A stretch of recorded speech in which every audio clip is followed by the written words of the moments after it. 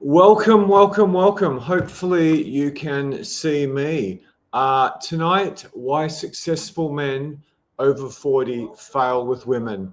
Uh, so yeah, I've spent most of the last year, so I'm just turning my volume down. I've spent most of the last years of my life actually helping guys get better with women, surrounded by beautiful women like this. So yeah, quick question for you. Did you work hard to make money, to build a pretty impressive career, thinking that was going to help make you more successful with women? Tell the truth. I sure did. And most of the richest, most successful men I've ever met admitted to me that they did exactly the same thing. And yeah, I've been the second highest paid financial advisor in Australia's second biggest company. And I've also spent 19 years as a dating coach where I really focused on intelligent men, many professionals and wealthy business owners. So yeah, guess what? Most of the guys who think money success is going to make you better with women, they suck. They really profoundly suck. And the few women they actually end up with, which was certainly my experience in finance with my friends and clients, just tended to go super toxic on them and sleep with their yoga teacher and then take half their money. And Lord knows if they had kids involved in the legal thing. So tonight, I'm going to show you the 5 reasons successful men fail badly with women and the 5 quick fixes so you can instantly make a huge shift in your dating life starting right now. Okay, let's get straight into reason 1. The reason we do these, the most value we add is for your questions. So any questions you've got, fire away. I'd love to handle them. I'd absolutely love to handle them. We might just run straight into it. So reason number 1, successful guys really struggle with women, is you're just far too busy to actually improve anything else. And because of this, most successful men often date very passively.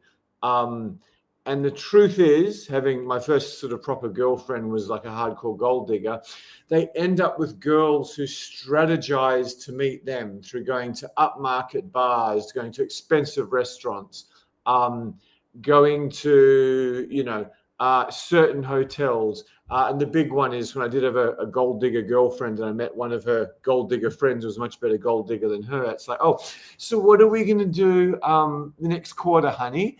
Are we going to do golf or sailing? Or are we going to go up to polo? Or maybe we're going to take a holiday, the most expensive place we can possibly afford, hoping to meet a wealthy guy. And they'd pay to live in suburbs they just couldn't possibly afford, thinking that was going to lead to mating success and have a good ROI, which is probably quite true financially. And yeah, some of the most blatant gold diggers I've ever met in my life, probably a few of them, guess what they did? They worked in philanthropy. They were advising wealthy men how to help all these poor, struggling African children, all these sick people. No, they weren't. They were trying to nab the richest man they possibly could. The other thing is, girls who want, not the dentists are like minted, but in terms of a professional who's likely to earn a lot of money, that smart girl, too lazy to go to dental school, so she just becomes a dental assistant, low, plunging neckline, and next thing you know, she's got a dentist. The other thing is a lot of women, very smart women, they get into investment banking or they go to the Ivy League universities, which is now gender balanced, so it's not as hard for them as they used to be. They've got no intention of becoming a hedge fund manager and working 16 hours a day, until they're like 35, but they would love to meet a guy who would. So yeah, and the thing is, successful guys just fall for it over and over and over again. I put it up. Yes, I put it up. How good's that? Yeah, if anyone in the comments can help me, I'm pretty effing useless at this stuff, but hopefully the content is extraordinary. So far too busy to improve at anything else. So again, I talk everything I say with dating is generalizations. It's not like maths or physics where there's rules that apply pretty much every time. But so many successful guys are pretty one-dimensional. I shouldn't say all of them, but yeah, I visited a client who earned absurd amounts of money. He was an actuary turned executive, and he literally lived a few houses up from Russell Crowe in one of the most expensive parts of Sydney, the actor. And yeah, it's like he had his work, and he had, he loved The Godfather and Goodfellas and, whatever.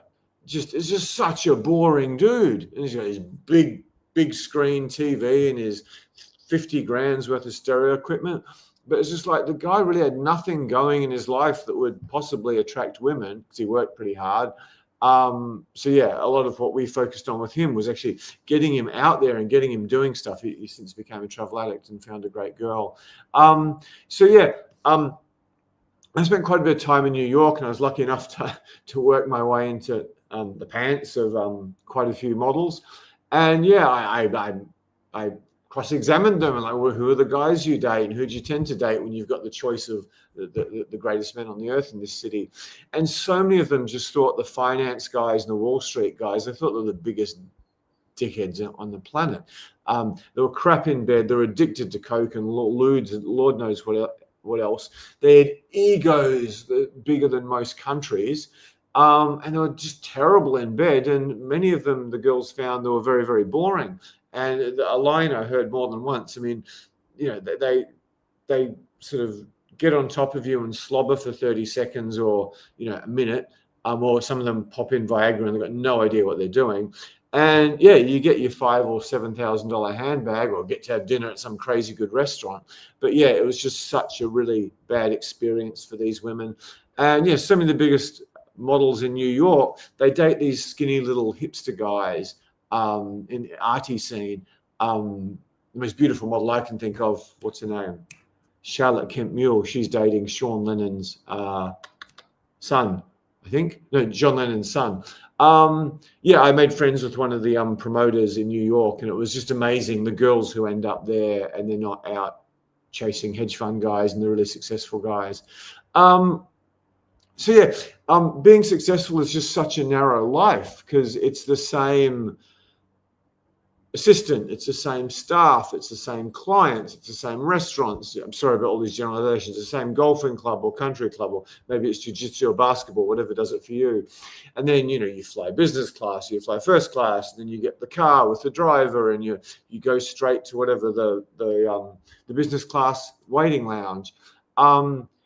And yeah, you don't really get to live very much. It's like even if you go to Turkey or Mozambique, you're still basically living the same sort of I'm rich life. So yeah, you've just got to get this going. A lot of them, I might just have a quick look at the comments before we go on. If there's any questions on that one. Hey, Adam, how you doing? Jeff, good to see you, man. David, great to see you as always. And so that's number one. And number two, we have, that's Tess. So he's done the wrong thing. So I've got to do a new banner. So excuse me, I've just got to go back to banners and put up this. A lot of successful guys, you guys who aren't that successful might like this. A lot of successful guys, I've screwed up again. Let me see. So I've got to do this one. Yes. We'll get back to that later. A lot of really successful guys, they have massive, massive fear of rejection and humiliation. I'll pick on me. I think I mentioned I got to the point where I was the second highest paid financial advisor for Australia's biggest company. And I was essentially a virgin. But the reason is because I was regarded as this thing, and I was also pretty good at sport and had some cool friends. Because I was sort of perceived as this thing, and the truth is many of the girls I met through my work or social circles, because that was my entire life, my work circles and a bit of sport and a bit of friends, and they usually overlapped. It was like, if I do meet a girl I really like and I go on a couple of dates with her, I take her back to my place or her place and actually have sex with her. I was just completely clueless. I had no idea what I was doing because I'd spent my whole time working. So yeah, because you are successful, there's so much more that's resting on a girl gossiping about you or saying something unpleasant, let alone today in what I've named the post-Harvey Weinstein era rather than the post-Me Too era, in case I upset anyone. Yeah, I mean, you can just be dragged down and have your career just ruined for the most minor little infraction that no one would even care about today. Often it's just blatant lies. And a whole bunch of my friends have had horrible situations with girls, trying to do dodgy stuff to them. So yeah, and a lot of the most successful guys, because they've worked all this time and what's Alex Hormozi, my favorite business coach, call it 6 and 12 hours a day, 6 days a week, and some work a lot more than that, because that's basically what they've done with their life to get to these high levels. It's like they can be very, very narrow people and very, very incomplete people. I certainly was. Alain de Botton, sort of I don't know what you call him. He calls himself a philosopher, but he really talks about philosophers, I thought, more than he's a philosopher himself. I could be wrong. It's not a verbatim quote. If you see a man in a Ferrari, don't think of him as successful or greedy. Think of him as desperately lonely and in need of a hug and some real human connection. I'm probably bastardizing Alain de Botton's quote, but that can be kind of true. And the same thing is when you see a lot of super tough guys, you think, oh, yeah, it'd be great to be as masculine and tough as you. But a lot of times they're just fighting insecurities, and that's why they became that tough. And from what I understand of bodybuilders, they're some of the most extreme of all. So yeah, it makes it really, really hard to be successful with women when you're a successful guy. So some other things they do wrong. So yeah, that's a real huge problem. Let me just see if I've got this one correct.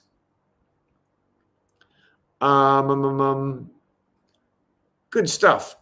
For anyone wondering, I'm in Indonesia. I'm planning to move potentially all of my live events to Indonesia and charge way more money, in part because of the post-Harvey Weinstein era. So that's why I'm in this sort of funny-looking place, or I've been in lots of funny-looking places, not my place in Bondi Beach. So yeah, next up is they lead with success and achievements. I was terrible about this when I was a successful guy. All I want to talk about was work. That was really it. And, finance. Other people who are much more successful than me. I'm not saying all, but most of what I want to talk about.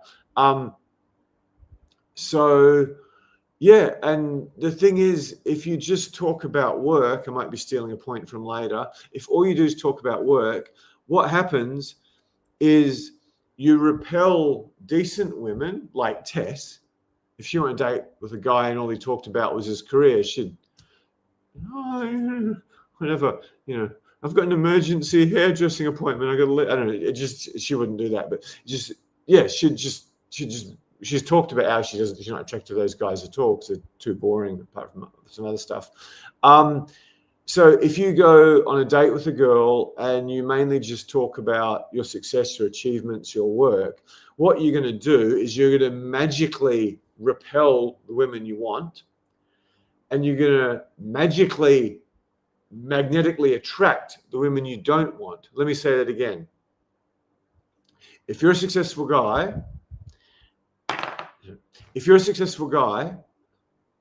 and you're going to date with a girl and you sort of lead with your success, your accomplishments, your work, what this does is it magically repels the women you really want, like my lead head trainer, Tess. And it automatically, like this super powerful magnet made by Elon Musk, it attracts the women you don't want. So you're repelling the decent women and you're attracting the toxic user women simply by leading with, your success, your achievements, your CV, your 5 series, or your place in the Hamptons, or whatever it is for you. The joke about the Hamptons is it's just a bunch of guys talking about their biceps and BMWs. And the other thing I've found about this is that I've coached so many successful men, like billionaires, just so many surgeons. And if I need a medical specialist, I don't go to a local doctor. I just ring a bunch of my clients and go, who's the best guy who does this? Or who's the best ENT guy? I need to see an ENT guy. And there's so many hedge fund private equity. But the truth is, so many really, really successful men especially if they're fairly attractive with women. These guys are the most clueless of all. They are completely clueless. Literally, my sort of, 13, 14-year-old stud friend I played football with, who ran away from me if he was ever near girls, he probably knew more about how to attract women, pick them up, and seduce them than most of the successful guys I've met in my life. When he was 13, I'm not lying about this. He also knew more than most of the world's greatest dating coaches and pickup artists I interacted with. He literally knew more about what to do than them.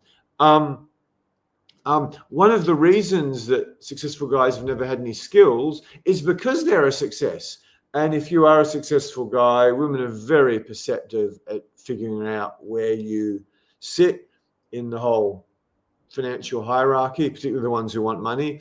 So many successful guys have easily had enough opportunities where women came to them not wanting them, but wanting what they could do for them.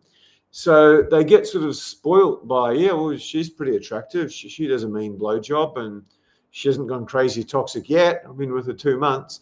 Some of the girls who do the best blowjobs, like a girl I lived with in New York, she'd literally done a very expensive course from some drag queen learning how to do blowjobs. So horribly sexist what I'm about to say. Men pursue success with women by trying to rise up status and obviously financial hierarchies. Women, in many cases, pursue success with men by learning the skills to be good with men, to get around the men they want, and forming coalitions with other women to go out and hunt the men they want. Just like us men and like chimpanzees and dolphins and whales, we form coalitions with other men, in case of dolphins, to go rape and pillage and steal women and kill babies, with chimpanzees as well. We do it to sort of form companies or form commercial alliances. So women, many of them are doing that. They make friends based upon how useful are they in getting me the man I want. Just like us men, we often make friends through hobbies and interests, but a lot of men make friends through, okay, this guy is going to be a great connection. This guy's going to help me in my business and I'm going to help him, which is what so much of what business is about, helping other business owners. And so a lot of successful guys, if they've had success early, especially if they're in any way half attractive or over 6 foot or something, these guys are like some rich, spoiled, lazy kid who potentially, if his daddy gave him a job as some sort of an executive where he had people reporting to him, he could just use his brain and his experience of growing up with his father who founded the business, he might be a pretty competent executive. But if you ask this guy to start his own business, he'd just be the biggest failure on the planet. Because he's just hopeless at a lot of basic stuff. So this is the case for a lot of very successful men with women. Some of them are just so clueless it would blow your mind. Just to give you a personal example with me, the more promiscuous I am, and I track this carefully, the more promiscuous I am, the less I talk about myself. The closer I get to that perfect model of I go on a date with a girl, she does 80%, 75% of the talking, and I sleep with her really quickly and blow her little panties off and get her addicted to me. But the less promiscuous I am, and sometimes if I haven't, been sleeping around or dating much, and I meet a girl I really like, I'm really aware. It's like, I've been to 103 countries, or I was the second highest paid financial, and I start saying I start talking about all these, whatever great pieces of literature I read, not in context, just sort of showing off about myself. So, and I'm supposed to be really, really, really good at this. That's not true. I was pretty bloody good at this. Not so much now because I don't have the urge to change my girlfriend every 2 weeks anymore unless I find someone special. I should say I make no claims to be the world's greatest attract women player. I've learnt from guys who would destroy me and destroy every dating coach I've ever met or heard about. But my claim is not being Michael Jordan, but being Phil Jackson, the greatest coach, not the greatest player. But, as a decent player, but, this guy's better than me, just to be clear. So, the more promiscuous I am, the less I talk about myself. the quicker I get girls into bed, the more blown away they are by me, the less girls flake, the less girls who I put into my funnel, I get excited about them, but then drop out the funnel prior to sex or a sexual relationship. Such an important point. Okay. Secret of success with women.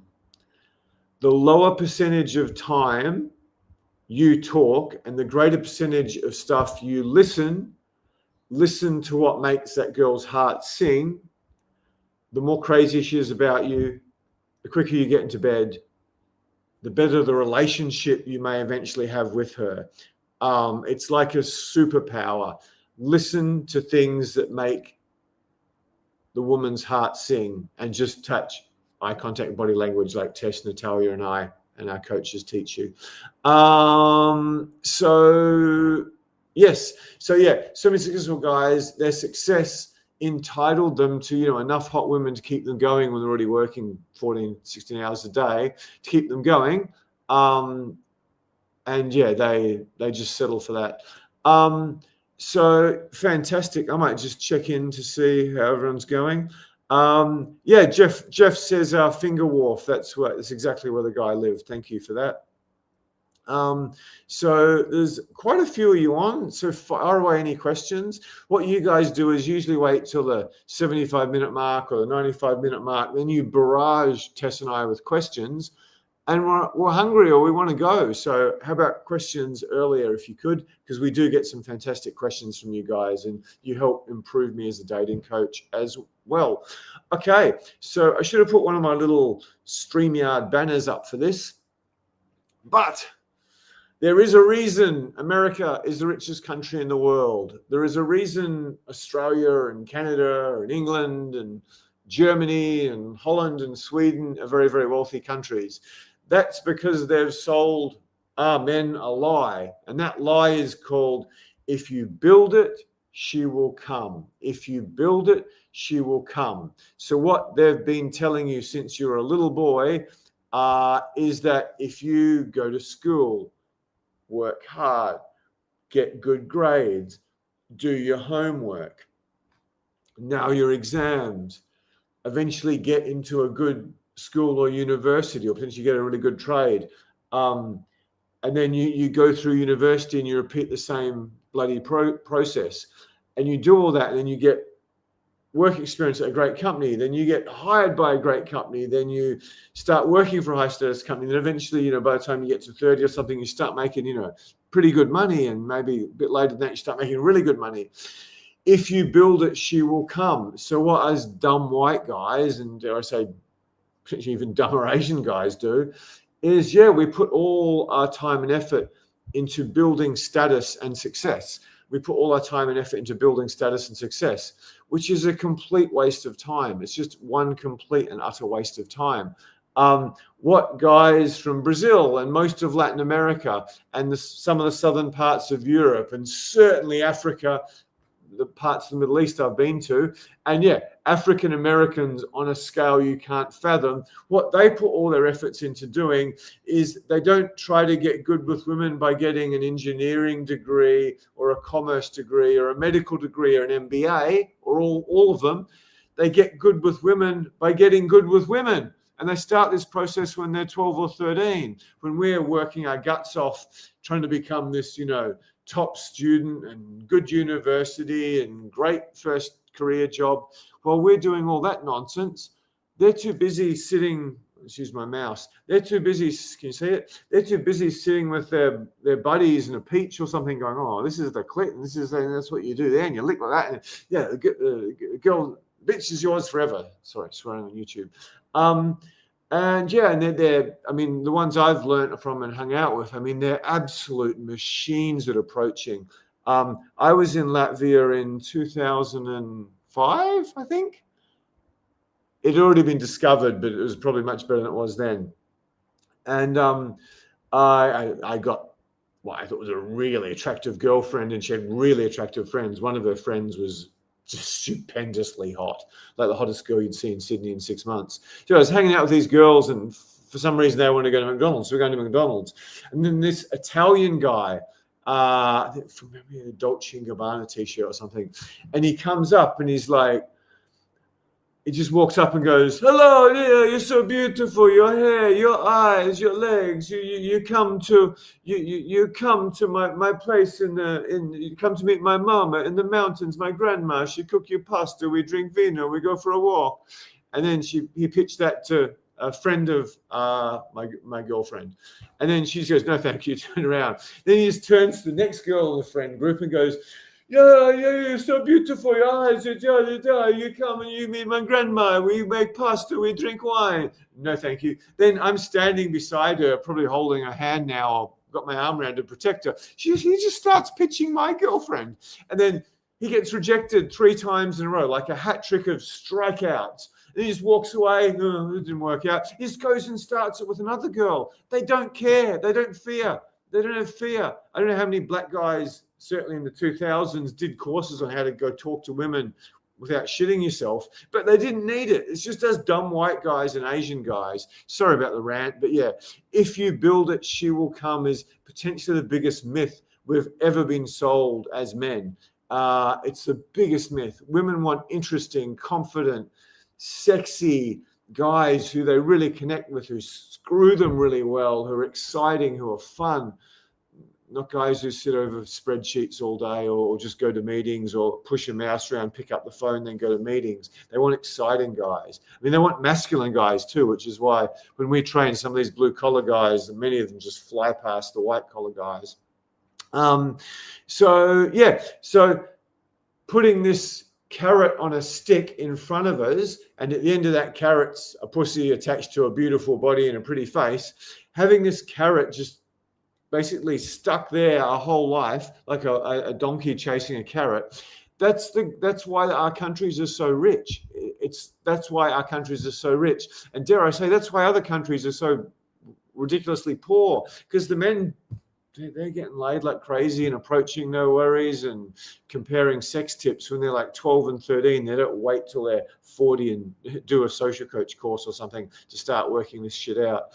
So yeah, I mean, again, Brazilian guys, I mean, because of globalization, the world's gotten much closer together, and it's not like it was in the 2000s. The Lord knows what it was like in the 1980s or something, where the world truly was separated before global media, let alone internet. But yeah, I mean, the Brazilian men I met, they made the Italian guys look like English guys. I mean, they were ferocious. That's why if I'm on a boot camp and I see girls who look a bit Latina, I'm like, well, I might just hold off sending my clients in for their first or second approach to a girl who's a bit whiter.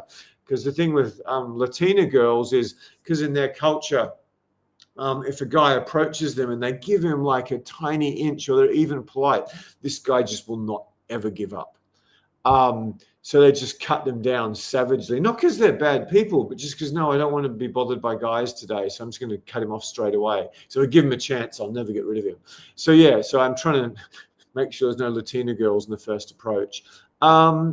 So yeah, there's this gigantic myth that's perpetuated by, I don't even know, the MGTOW and the red pill and all this stuff, that if you're tall, rich, handsome, and successful, it's just so easy. And honestly, my boot camps are completely full of these guys. On my last boot camp, we had pretty much the hottest sort of early 50s, late 40s guy, I can't remember, you could ever realistically imagine. It was like, I called all my model female coaches. I said, oh, there's the seagulls. The seagulls were just hanging around him, hanging off him the whole time. But the guy was clueless. He'd been through more pain with women than some of the people on the Gaza Strip. It's just horrendous. Sorry, it was a terrible metaphor. But yeah, it's just the pain this guy had been through with women and the confusion and how clueless he was. Because since this guy turned 14 or 15, just women had picked him up. He had no clue what he was doing. He had some of the most toxic women you could ever imagine. He said the most beautiful things about the event as well. So yeah, now, okay, let's be clear. If you're tall, you've got money that girls can see, and you're pretty handsome, you may well do better on the surface with women than the average guy, because the poor guys, the guys who consider themselves ugly, the guys who maybe don't have a lot of money or haven't worked that hard, or haven't had the opportunities some other guys have, They see this guy with a girl, they think, oh, I could never get her. They go, it's so easy when you look like that. And I'm like, okay, let's break this down. How happy is the relationship that guy's in? Is that girl sleeping with her yoga teacher or her personal trainer or some guy who plays 80s cover songs at a local band or some football player? Often. Is she going to eventually take a whole bunch of his money? Often. Is the guy happy in the relationship? Often, absolutely not. So the reality of women only want guys who are tall, rich, and handsome is that in a world, in a country like America, Australia, Canada, England, much of Western Europe these days, where the men have very, very limited skills, the women will just have to do the job themselves, and they'll just go pick up the hottest guy, the hottest, richest, tallest guy they can find. Because the reality of our culture, as in America, and all the countries that are very close to America now, is that most men don't pick up girls. Most men are passive and useless and try to buy BMWs and get fancy jobs and wear fancy clothes. So in that environment, the women just pick the guys up. So if the girls have a choice between some short, unattractive, unemployed guy and a tall, handsome, successful guy, who are they going to try to pick up? Obviously, the tall, handsome, successful guy. But yeah, it's a complete myth. The probably most important thing I've ever said as a dating coach, which I said in that speech, got 1.8 million. Women don't respect men who can't easily go up and pick up other women of their caliber. So if you get a hot girl because you're successful or you're tall or you're handsome or you're just in this social group and you are the best thing on offer, yeah, you might get to have sex, you might get to walk around with a pretty girl. Yeah, I don't know, a year, 2 years, 3 years, maybe 10 years from now, she'll destroy your life. And you want her to destroy your life in a year before she's got her fucking claws into all your money, let alone your children. Some of the most pain I could fathom in life is like what so many of my clients have been through. The things you love the most in life are attached to the thing you hate the most in the last 10 existences, and her divorce lawyers just turning her into Lucifer themselves. So yeah, anyone who's not tall, rich, and handsome can hopefully take a lot of help from that. So yeah, we've been programmed. Some great questions. I'll get to these in just 1 second. Who here had a picture of a girl, really beautiful girl, probably naked or close to naked, sprawled over a Lamborghini and a Ferrari, cars that when we grew up might have cost 3 times what our parents' house cost. Or certainly when I grew up, every time you saw the now president, Donald Trump, Richard Branson, Puff Daddy, these days it's probably more like Dan Blitzerian, they're rich guys with huge houses and fancy cars.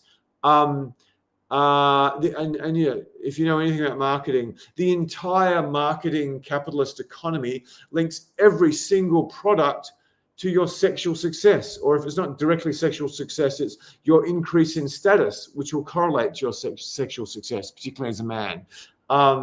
So yeah, which is brilliant, but it's a complete load of nonsense, of course. So let's just get over to the questions. Before we do that, if you want to turn your life around very, very quickly, we have an opportunity where the wonderful, wonderful, wonderful Tess, the best female coach I've ever had in my life. Why isn't this working? Because he's useless. There we go. He's got it. I'm looking at my big nose from the side. Whoa, that's a honker I've got there. Okay, so yes. So yeah, tomorrow, have I got the right slide? Oh, if any of you could do us a huge favor and like, subscribe, comment when the post goes live, that would be an enormous favor. I'll get to your questions in a second. So if you guys, particularly you successful guys, want to turn your life around like that quicker than anything else I can possibly think of you doing, you can go on a Zoom date with this beautiful model tomorrow, who's my best dating coach ever and has 2 degrees and surfs and paraglides and is a wonderful person as well. So yeah, so basically what happens is you're going to date with her, you practice approaching her over and over again, you practice dating her over and over again, and then she gives you a whole bunch of feedback of what you're doing right, what you're doing wrong, and exactly what you need to do to improve. I've got lots of other women who do this. Natalia is wonderful too. So yeah, we will identify and eliminate mistakes that have been holding you back your whole life. Compared to the average guy, you'll get so good at approaching, so good at conversations, just with some of the corrections and some of the structures that I've been developing for 19 years while being surrounded by all these models to help me, that I've come up to make things easier for guys. And most valuable of all, probably the most valuable 45 minutes you'll ever invest in your life in terms of dating and relationships, or happiness for that matter, is you'll leave with a custom dating plan designed by Tess, where, I don't know, it's going to be like 6 points, 8 points, 10 points. Some guys even get to 12.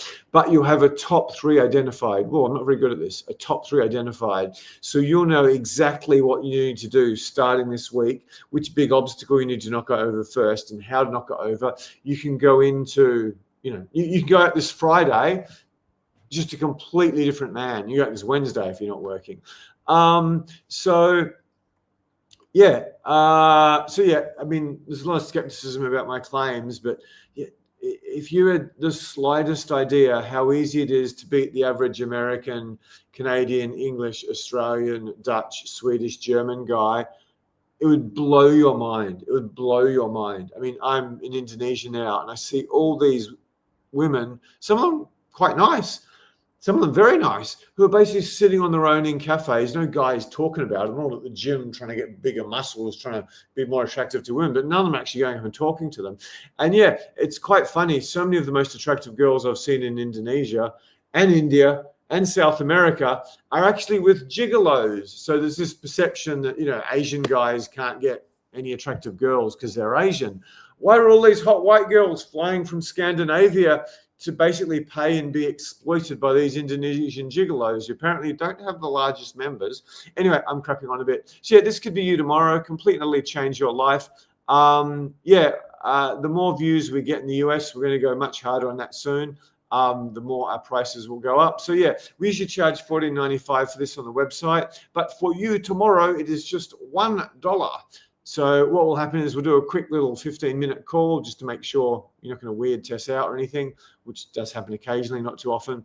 And then you'll go on a Zoom date with Tess, and that should change your life. And I'll be doing it for the next day or two too. So now, silly old man's got to find the link. Okay. This is hard work for me. Copy. Let's see if he's done it correctly. Comments.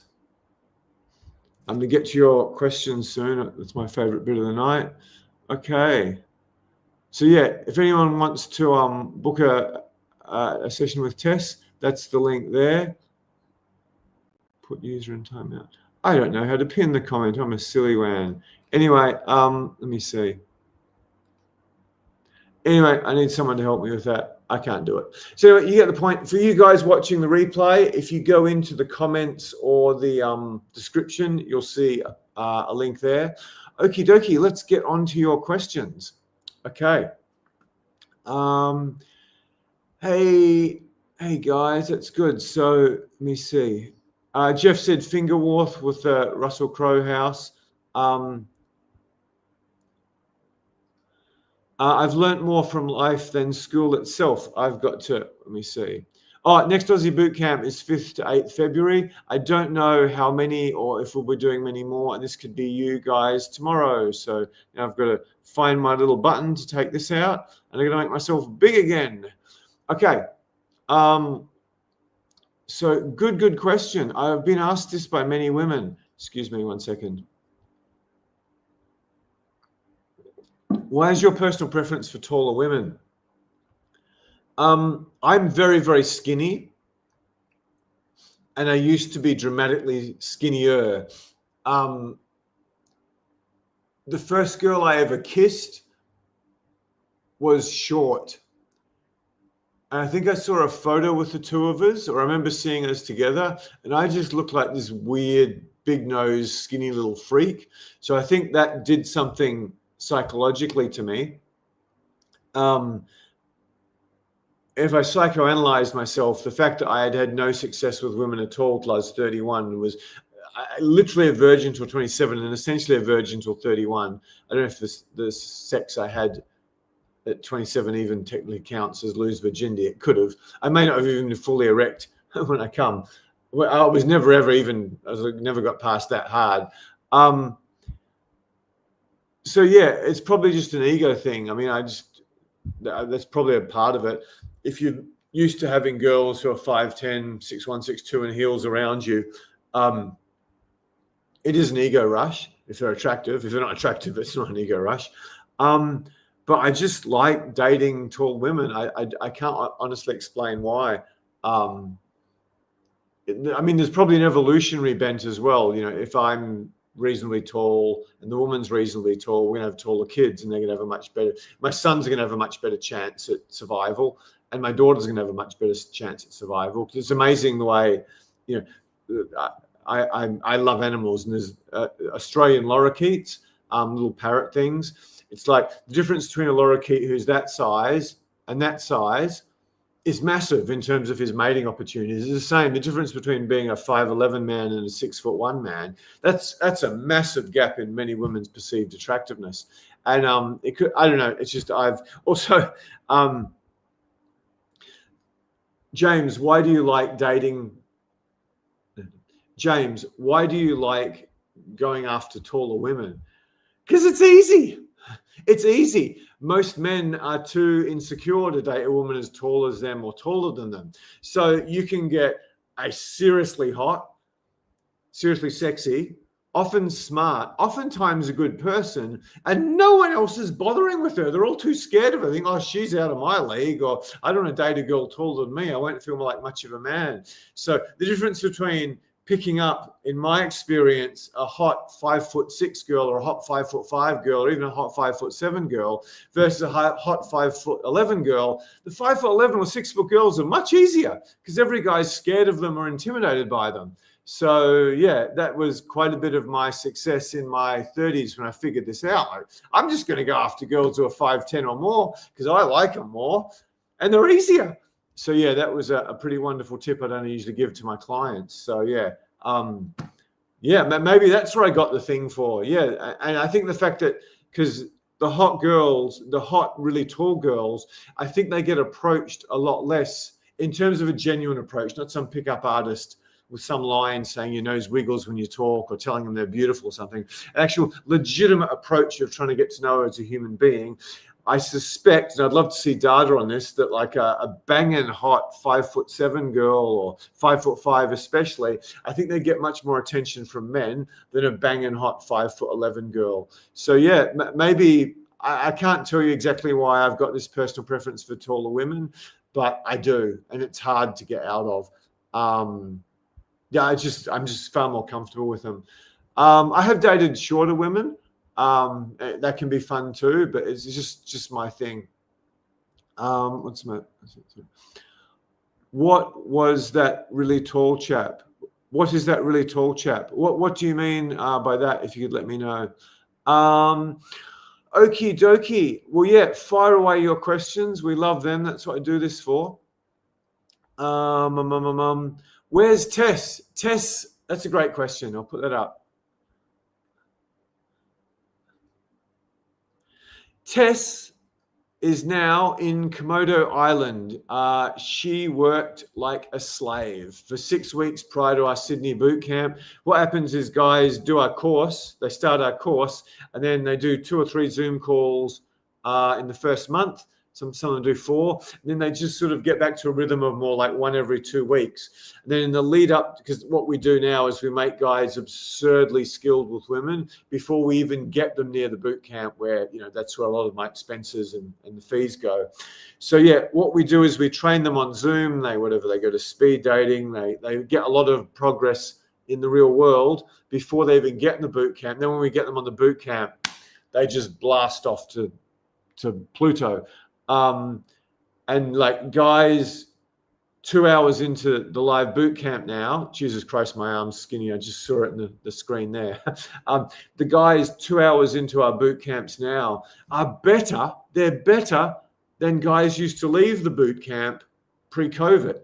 COVID caused me oceans of pain, but it gave me a far better business model for the students. So the lovely Tess, after working, I don't even know how many hours a day for 6 weeks, she was just coaching, back-to-back sessions. So she's diving in Komodo Island, and she'll be back tomorrow. She'll be doing the dates tomorrow. I think her live on board diving was finished today or yesterday. So she'll be back in Sydney tomorrow, I think. She's probably, I mean, knowing that the Sydney Bali flights quite well, she's probably boarding an overnight flight around now. Any other questions? Oh, good. Okay, Ralph's asked a question. I'm probably pronouncing your name incorrectly. Where are we? I'll get back to the promised content. Question, James. Thanks to you. Everyone is asking us good questions. We love you, because hopefully we'll have be getting 10, 20,000 views a video once I start to get my mind around how to be good at YouTube, not coaching. Would you say most women like romance? It seems to me that women often say they're turned off. They often say they want romantic men, but when you act that way, they don't seem to care much or get turned off. That is an outstanding question. Thank you. Okay. Women, desirable women, they want a guy who's confident, who has the skills. That's what they want. That's number one. Women want confidence more than everything else put together. Women want confidence more than anything else put together. But if you look at things that also attract them, it could be romance. But dare I say, I'm not talking directly to you, Ralph. I'm talking to the whole world as a generalization. Many men who don't have skills, they don't have confidence. Okay, I keep saying this, but write it down.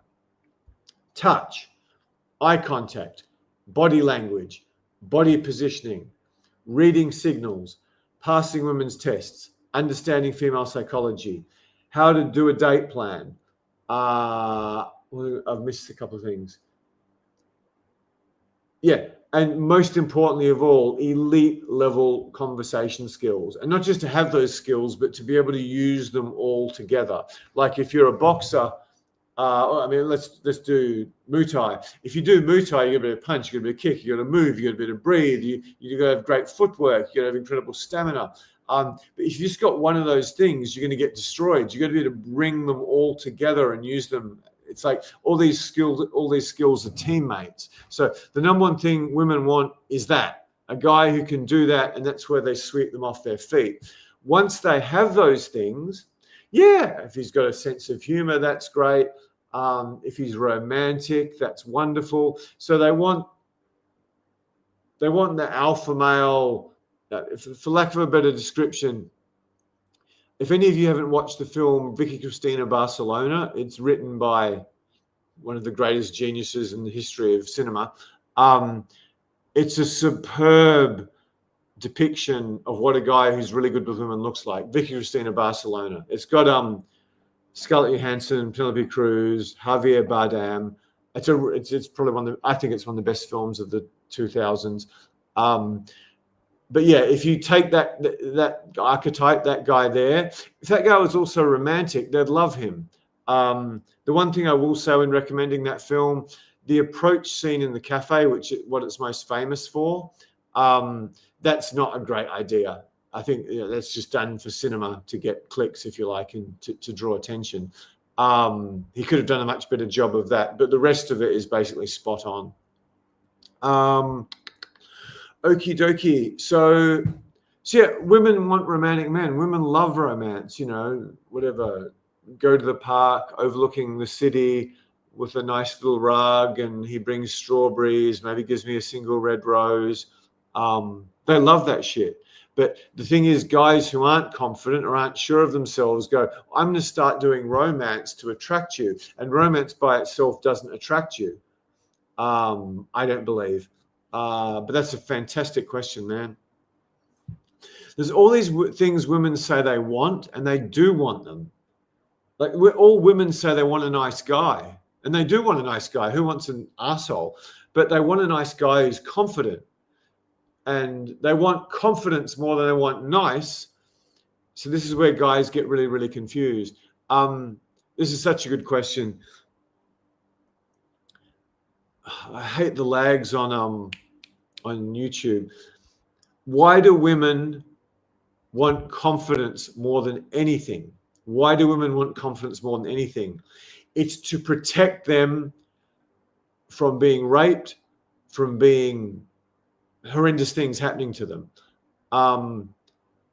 Yeah, a guy who's super confident, just walking up to girls, confidently approaching him, he gets rejected, just goes talk to another girl. I don't know. I haven't looked at the data, but he's unlikely to be a rapist. Also, if it's a really hot girl and she goes into bed, goes into a relationship with a guy who's really confident, and then she decides at some point it's not working out, she wants to dump him, a guy who's just walking up, talking to her or taking over a social situation to meet her, he's probably not going to stalk her and boil her bunny and murder her cat. And if any has heard the Eminem song Kim, that basically sums up what hot women are afraid of. You were supposed to love me, now bleed, bitch, bleed. It's actually a beautiful piece of art, I think. I'm not a huge popular music fan. Yeah, that's what hot women are afraid of. And to their mind, and they're right, if they get a really confident guy and they decide to break up with him at some point, he's not going to go nutsy, crazy, fall off the planet and start, hurting her or potentially killing her. So that's why women want confidence. The other reason, and even more important, is the number one thing women want from men is they want a guy who's got a perceived ability to rise rapidly up status hierarchies. It's not muscles. It's not even tall. It's not even a good job. It's just if they see a guy who looks like he can rise up status hierarchies, he's a winner.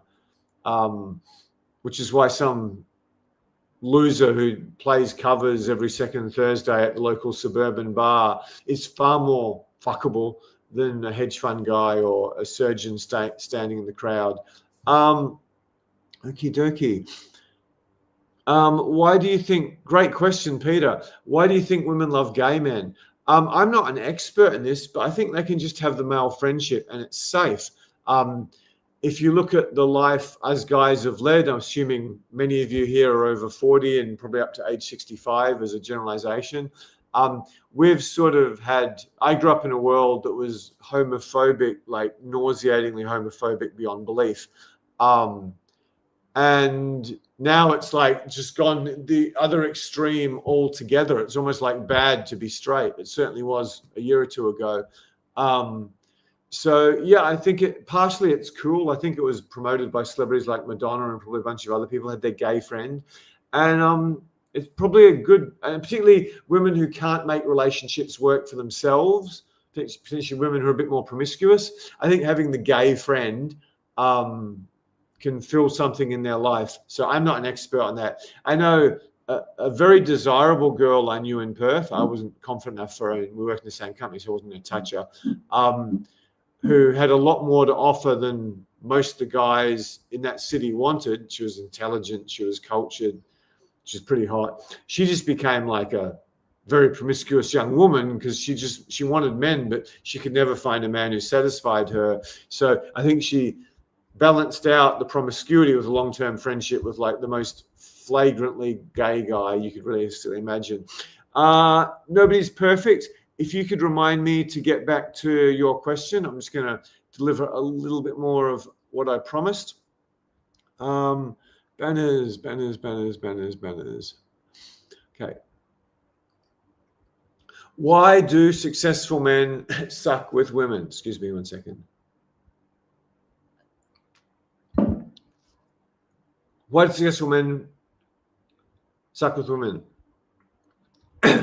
You pursue the wrong women for the wrong reasons, and worse, you get pursued fanatically by the wrong women for completely the wrong reasons.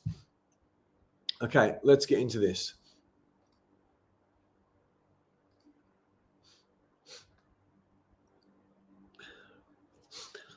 Okay, successful guys, work is usually number one in their life.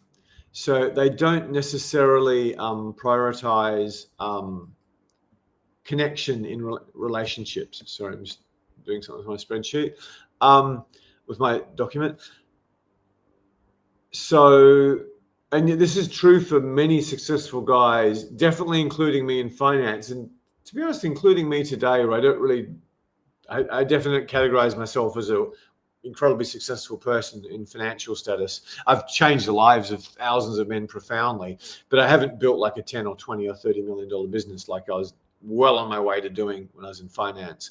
So many successful guys, because they are so busy and are so focused and often are quite status driven, particularly if they're a bit younger, they treat women like a trophy. And I've had so many clients, and I do this as well, or so many friends, where it's like they meet this new girlfriend and it's like they rattle off her CV. Or she's 5'11". She used to model for Vivian's. She did this degree. She's got these hobbies and interests. She's got a D cups.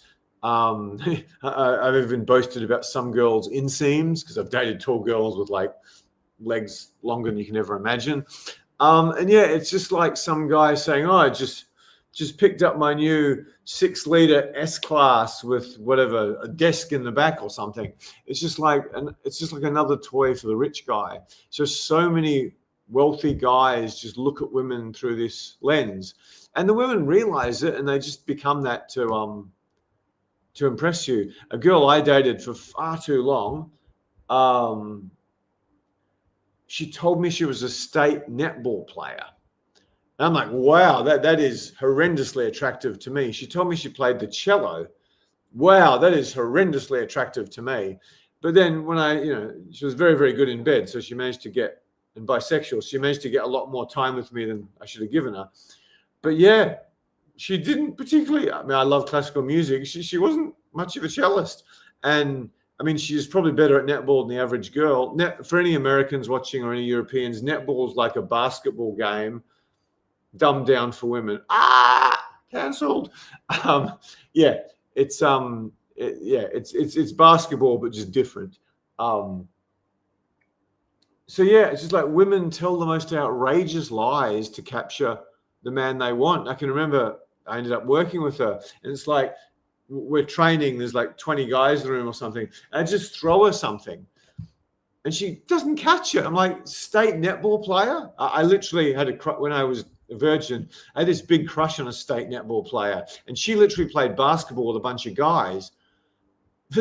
Yeah, this girl was an athlete that would have competed at some level with guys who are okay at basketball. So yeah, anyway, women will just lie through their teeth to get the man they want. Just lie, and we're not very good at picking up lies. So yeah, so stop pursuing women as trophies, or do that, but just be aware that's going to have limited long-term value for you compared to pursuing the women you really want for the right reasons. I mean, yeah, I'm probably not going to end up with some butt ugly girl. But yeah, I've matured in terms of every woman I'm with doesn't need to tick all these boxes. I did that quite a while ago.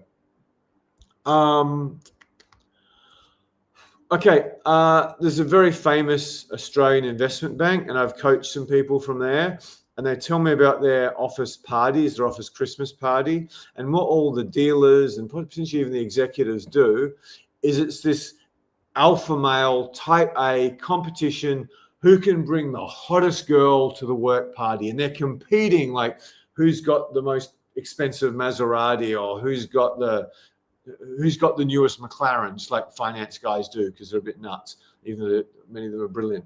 So they're doing this with girls. But the funny thing is, in terms of winning this, unspoken who's got the hottest girl competition at the office Christmas party, it doesn't matter whether it's your long-term girlfriend who's the mother of your 3 children who are wonderful. It's irrelevant whether it's the mother of your 3 children or a hooker.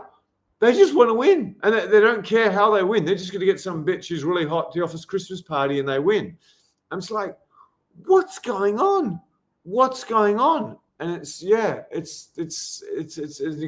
like so true of so many attractive men.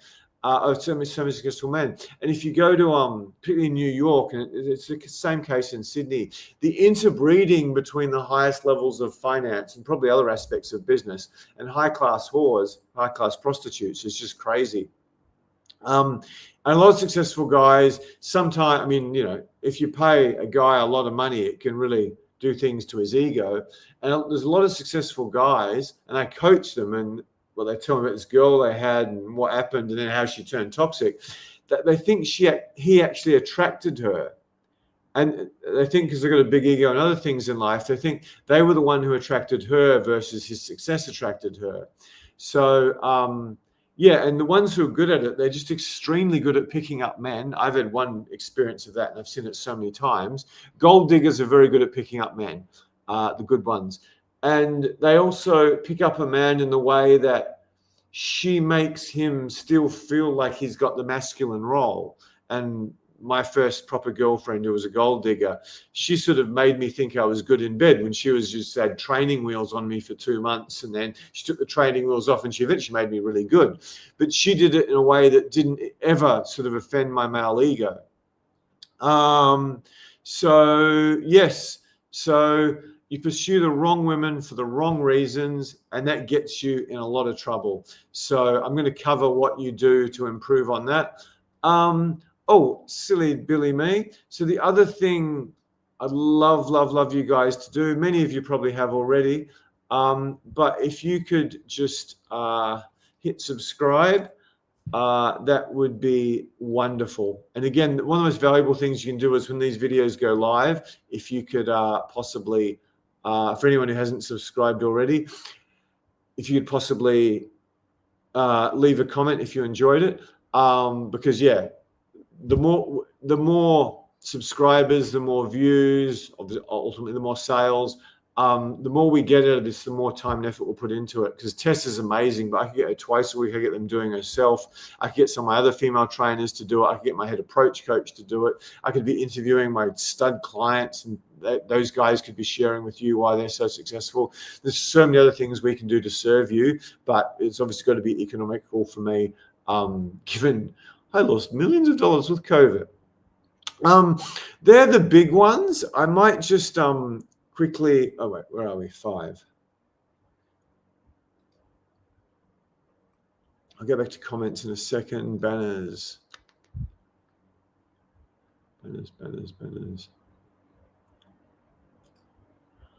Okay, 5. This is the last, the pretty important ones, if I can find it. The other reason successful men really suck with women is a lot of the time you're just emotionally unavailable. And you're often very, very boring, but you don't realize it. The problem with getting successful in anything, and I'll talk in extremes. If you look at Michael Jordan or Michael Jackson or Van Gogh or Friedrich Nietzsche or Leo Tolstoy, probably the greatest novelist of all time, Freud, you look at so many of the great, Napoleon, you look at so many of the greatest people in history who achieved so much. Julian Assange, if you look at them, they're not very balanced or even mentally stable people. I mean, many people suggest that Michael Jordan has large elements of psychopathy. I can't even say it properly. And apparently CEO networks, the most highly paid dealers, I mean, apparently sociopath, psychopath is a huge advantage if you want to be a CEO or be some incredibly highly paid person in a corporation. It's incredibly important because your need to do things are just awful. So yeah, I've got a bit distracted here.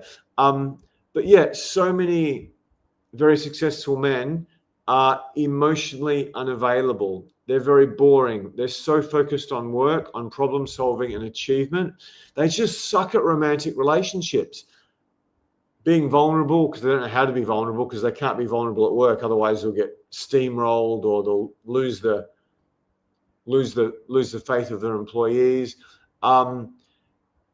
And yeah, that a lot of them really struggle to do the sort of deep conversations and connection that women just crave more than anything. Hot women crave this more than anything. Actually, I haven't really covered that in my system, but that's one of the biggest things that sort of brought me through. I just started talking about my things I'd battled in the past, things that I've been insecure about that I conquered, horrible things that happened to me when I was young and how I managed to get over them, and just share some of the deepest, darkest, most insecure parts of myself. This has to be done carefully, because as soon as a girl thinks you're insecure, she's out of there, unless she's just sucking your money out of you. So yeah, but the thing about being successful is because you're devoting 14 hours a day, 5 or 6 days a week to this one thing, it's hard to sort of get out of that. It's really hard to get out of that. And another thing I've found, even today when I'm supposed to be pretty good at this, if I get a date with a girl I really like and I go straight from my computer or from work, I suck. I shouldn't say I suck. I'm probably way better than average guy, but I'm not that good. And I screw things up I should never, ever screw up. And, approach anxiety kicks in a lot more than it would if I was traveling or just hanging out with my friends. You just turn to a completely different person. So a lot of successful women find them very emotionally unavailable and boring too. I'm someone who asks a lot of questions and listens a lot. I'm always asking the philosopher question, why? With quite a lot of the girls I've been with, or quite a lot of the hot girls I've met, I've sort of cross-examined them, which worked quite well in seduction, ironically.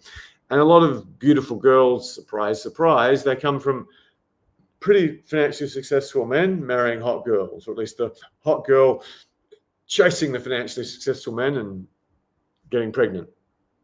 And a lot of these women, Jackie included, the girl is the star of my regular YouTube videos we haven't updated for a while, a lot of these girls will actually sort of revolt from the idea of chasing the financially successful guy. I think Tess has done that too. I think it's because they had this experience with their father where he was just completely emotionally unavailable. And even if he was present, he wasn't really there. He was stuck in the office or stuck in his problems. So again, there's this perception that women just want tall, handsome, successful, rich men. And they do, but there's the perception that these guys have it so much easier than the rest of us. I just think that's completely wrong. Just because a guy's had an attractive girlfriend at some point does not mean he's successful with women. It means the girl's picked him up and he's just sucked the life out of him. I don't just mean the semen. I mean the marrow from his bones. It's hard. It's hard. That's why with me in finance, with many of my clients, it's only when they actually get out and like in a boot camp environment, like some of the most ridiculous success stories we've had have been guys who have flown from America or Europe. We're soon going to do events in Europe soon. And they've come over, they've done our boot camp. These days they do all the leading calls with Tess and Natalia and Val Coda. And then they do the boot camp and then they have a holiday afterwards. And we've had guys who are virgins who, like banged a few girls at 39 on their Australian holiday when they hadn't done that in 39 other years, including Asian guys fucking white girls. So it's only when you actually get out of the office and get out of your stresses or get out of your medical practice or whatever the hell you do, it's only then that you can start to really progress. And it's hard when you're so successful and you're under so much pressure. The ones I'm going to touch on now are just smaller points. I'll check in with the comments again once I've done this. Reasons successful guys suck with women. You treat success in dating like success in business. Now, success in anything, there's going to be a really, really, really big overlap. But when I started dating, I just used the skills I had as a financial advisor. I just used that with women. And that really sucked. I was sort of open and honest and transparent about everything. And which didn't work because, like, for me to onboard a wealthy person so I could manage their money when I was in finance, that was about being honest. That was about creating a deep connection. That was being about transparent about everything I offered and everything I could do. And that worked really, really well. Whereas you take that sort of approach in dating, I mean, women will just, or if you've got serious cash, they'll just take advantage of you and keep sleeping with their yoga teacher, or their Pilates teacher, even worse. In terms of those guys are even more crazy, whatever, pussy killers than the yoga teachers. So yeah, there's the other thing with the overlap. I would try to set up dates like I was trying to set up an appointment with a client. I was like, it just doesn't work with women, because when I get out of finance, you know, I suppose a gun salesman, I don't know, truckload of public speaking. So potentially I could have been really, really good with women because I had 60, 70% of the skills already. But the problem I didn't have was I wasn't an F in female psychology. I was like a Z. I was like, I couldn't be any worse. And a lot of successful guys are completely clueless with female psychology because they've never had the need to learn it. Excuse me 1 second.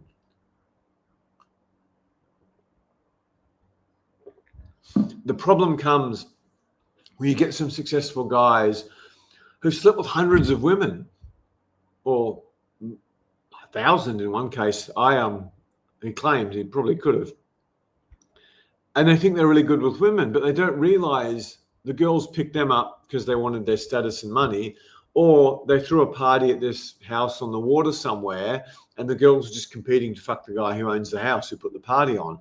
They don't understand, and virtually nothing to do with them. It was their circumstances. Yeah, probably the most important skill in dating ultimately is you got to be able to close. You got to close the deal, and that means stick it in.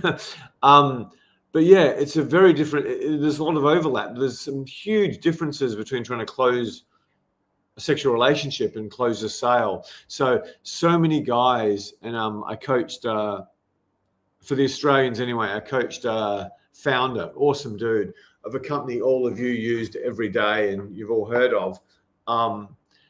And he just treated his whole dating life like he had treated business, where he's crazy successful. But that was so much of the feedback we had to give him. It's like, no, that's very good in business and sales, but it's really crap with women.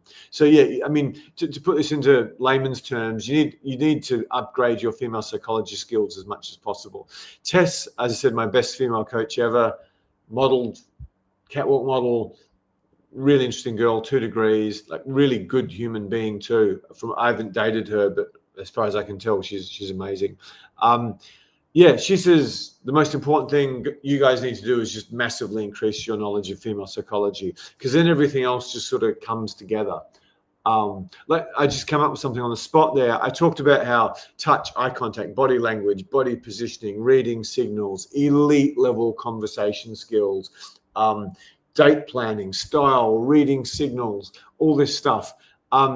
Yeah, you got to be able to somehow integrate them and use them all together. But the biggest part of that is actually understanding female psychology, or even just improving your understanding of female psychology. And that's a huge part of what I guess Tess and Natalia do with you on the calls. So, okay, reasons successful guys suck with women. You just don't have the skills.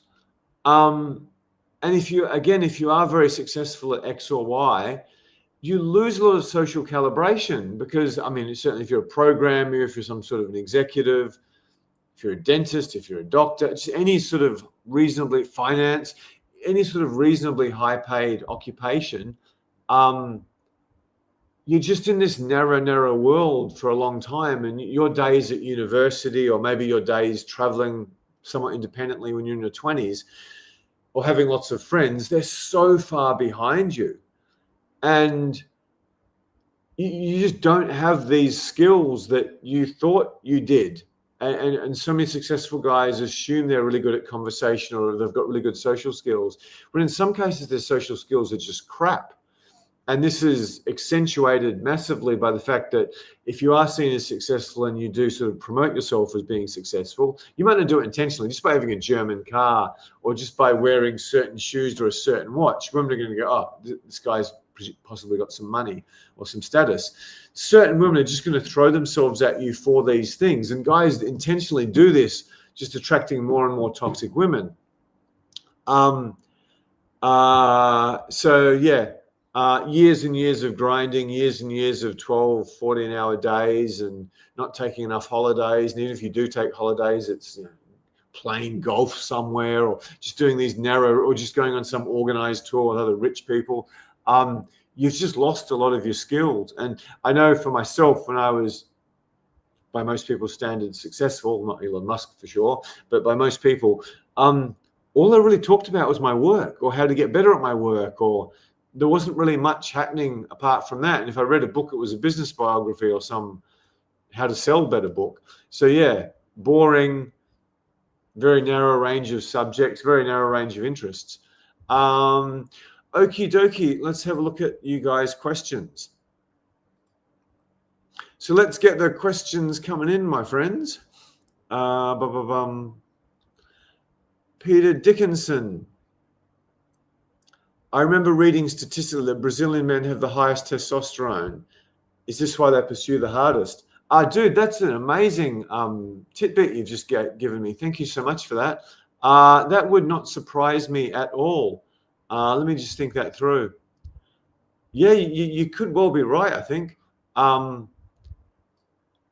mean, I've spent quite a bit of time in Rio. It's an incredibly active life. They're constantly playing football, what Australians, Americans call soccer. They're constantly playing volleyball. They're constantly working out at the gym. They're constantly exercising. If anyone's seen those Brazilian guys playing foot volley, which is playing volleyball without using your hands, I mean, there's some pretty impressive athletes doing that.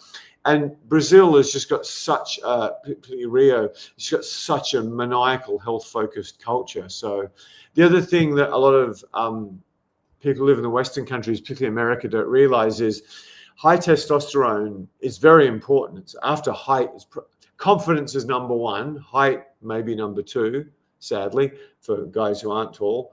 But testosterone is probably number three in terms of things that actually really practically attract women. And without big noting myself too much, I'm a world-class expert at that because I've been surrounded for, I don't know how long it is now. I've been surrounded for nearly 2 decades by models telling me what they like and don't like about men. And I've seen the men where I've sort of got to cattle prod out on some of these models and hold them back from throwing themselves at them, which happens quite a bit. And it's not necessarily the tall, handsome, rich ones. It can be, but it's masculine. Tall is a factor. But do they have a connection with the guy? The other thing is, okay, this is really good content Peter's led me to. Number one most important thing, skills. Confidence, skills, and so confidence, but that comes from the skills: touch, eye contact, body language, body positioning, conversation skills. The next most important thing is lack of insecurity in yourself. You can't be insecure. If you're insecure, most women do not want a bar of you, and some rich guys are insecure, and women want a bar of them in order to get a bunch of their money. Or a guy who's going to be very easy to control and manipulate. So, number one thing that's attractive to women is confidence, and that's all driven by skills. Number two thing is complete lack of insecurity, or less insecure than the next guy. That's probably a huge, enormous factor in my success because my childhood was just so completely fucking awful, and I somehow made it through it. I'm not really insecure about anything I can think of. I've made some chronic mistakes in my life, and in some sense, I've ruined a life. Social coach should have been a $50 or $100 million company if I hadn't been such a dickhead. So yeah, I regret things, but I'm not really insecure about anything. So confidence coming from skills, insecurity. Number three, sorry to say this to you guys, is probably height. I mean, that's such a huge driver. It can be overcome, but yeah, women are so biased towards that. Number four may well be testosterone. I'd need to think, and I'd have to ask a bunch of my senior female coaches, and they might not have the actual self-awareness to analyze this as well as I might from observing them. But yeah, I think testosterone would be number four. And it could come from just lifting weights at the gym, and that's obviously going to help. But the biggest way to increase your testosterone is just to get really healthy, because the reason most guys in Western countries, particularly America, don't have much testosterone, is the chemical companies and all the other companies, I don't even mention them, they're just barraging you non-stop with air conditioner, deodorant, perfume, soap, car fumes, just absolute crap in the food you eat. So I've probably said before, but how old was I? It's probably 39 or 40, 41 at the most. And I was either vegan or I had been vegan for a long, long time. I hadn't touched a weight in 10 years or something. And I measured my testosterone, and I think that it was like 13 to 30 was the measurement. If there's any doctors, they may contradict me, but I think that was it. I think I was 29 or 28. And I look at the doctor and I go, that's insane. I'm a vegan. No, I don't lift weights. I haven't done boxing in 10 years. I was never very good at it. How can my testosterone be that high?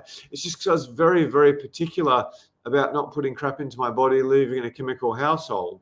So I still get women, keep my voice down, as a 22-year-old, very smart girl, they're crazy attracted to me, and I'm 54.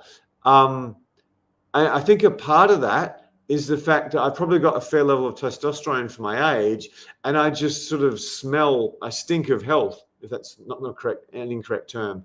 So yeah, health is massive, and health probably drives testosterone similarly to weight. So yeah, that's a great comment you've done there. Yeah, that's an interesting stat. I'll be AIing that when I get off this, I think. So thank you very much, Peter. Back to my question. Oh, thank you. Nobody's perfect. Sorry about that. Feel free to remind me. Tess is amazing on these things. I wonder if it's right or wrong mindset to have. Women do not need to know or learn how to attract men. It's only men who need to know and learn how to attract women. Yes, I agree with you, but this isn't mutually exclusive. It's not a law of physics. It's dramatically more important. Actually, let's do this again.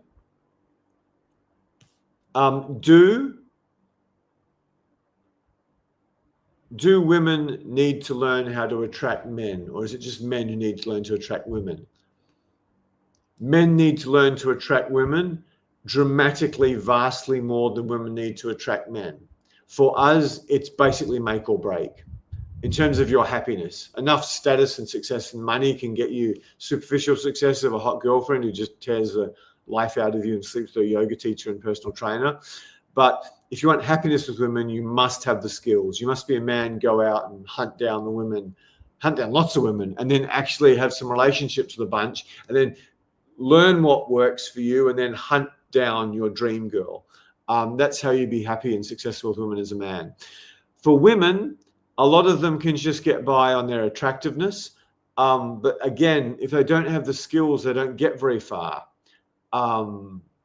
So I've seen women, I've dated a couple of women who are very, very good at picking up men and picking up the men they want.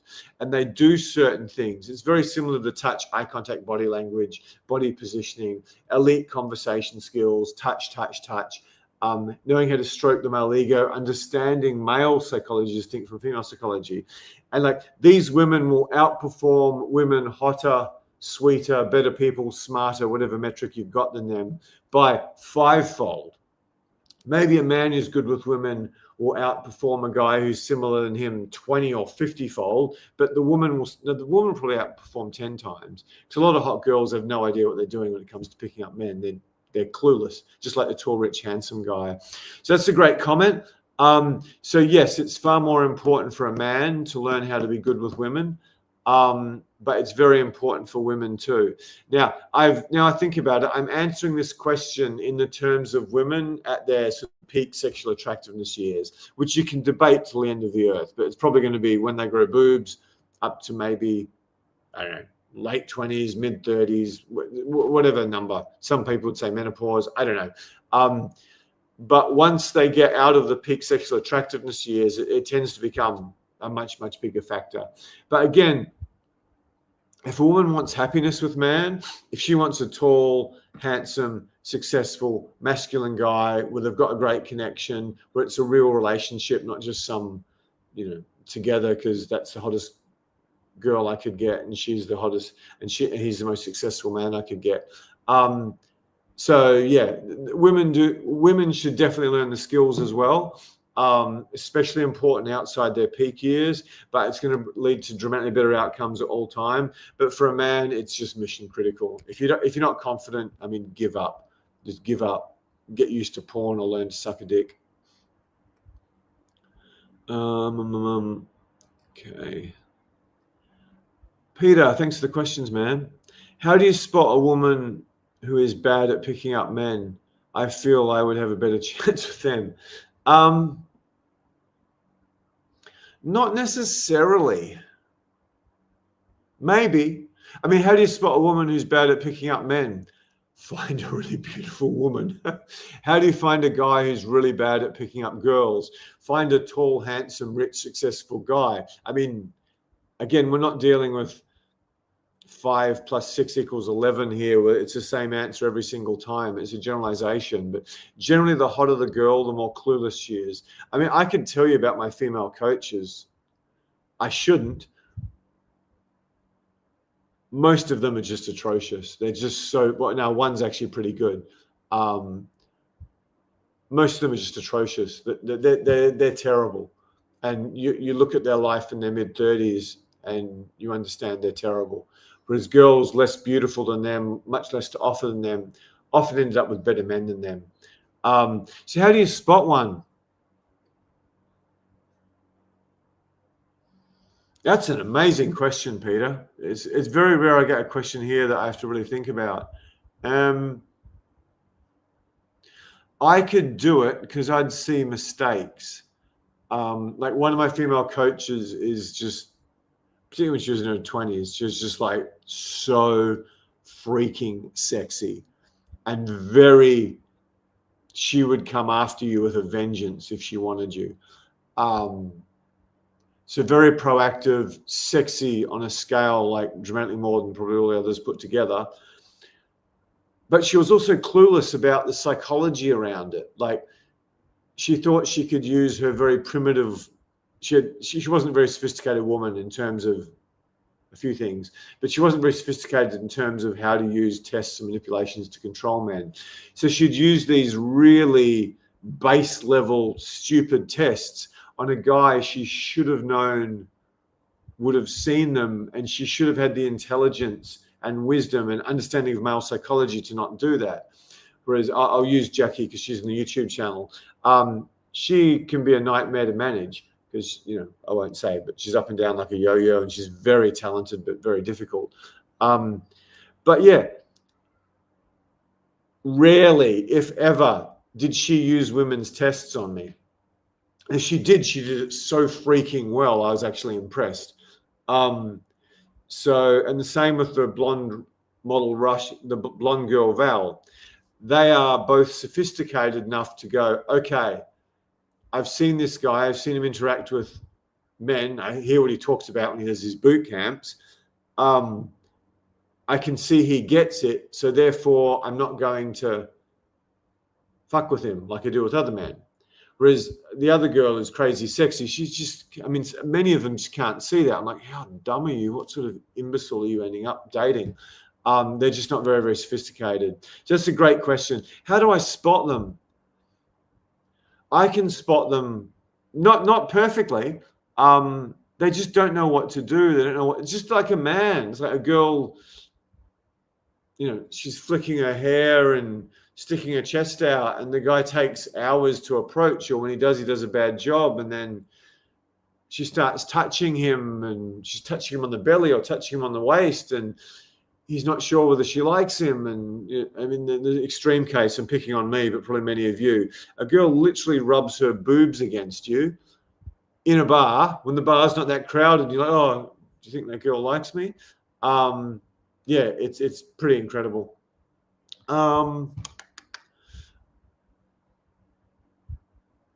Okay, I might just get back to, we'll quickly do this.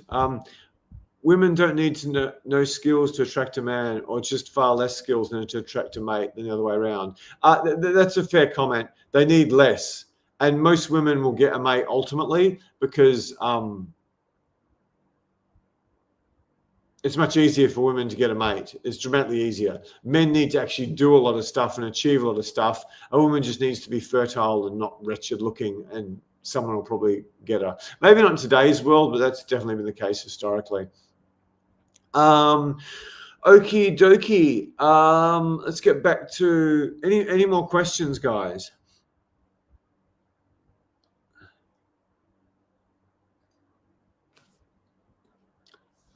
Some good ones.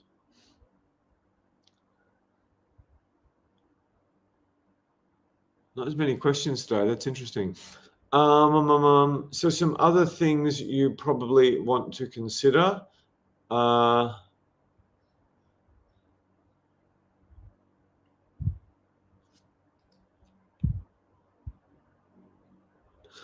Okay. We've covered the reasons that men, I might just go through this again. We've covered, where are we? We've covered the reason successful men fail with women. The reasons successful men fail with women: you're far too busy to really improve at anything in life, let alone dating, which takes a bit of time and energy investment and a big skill investment.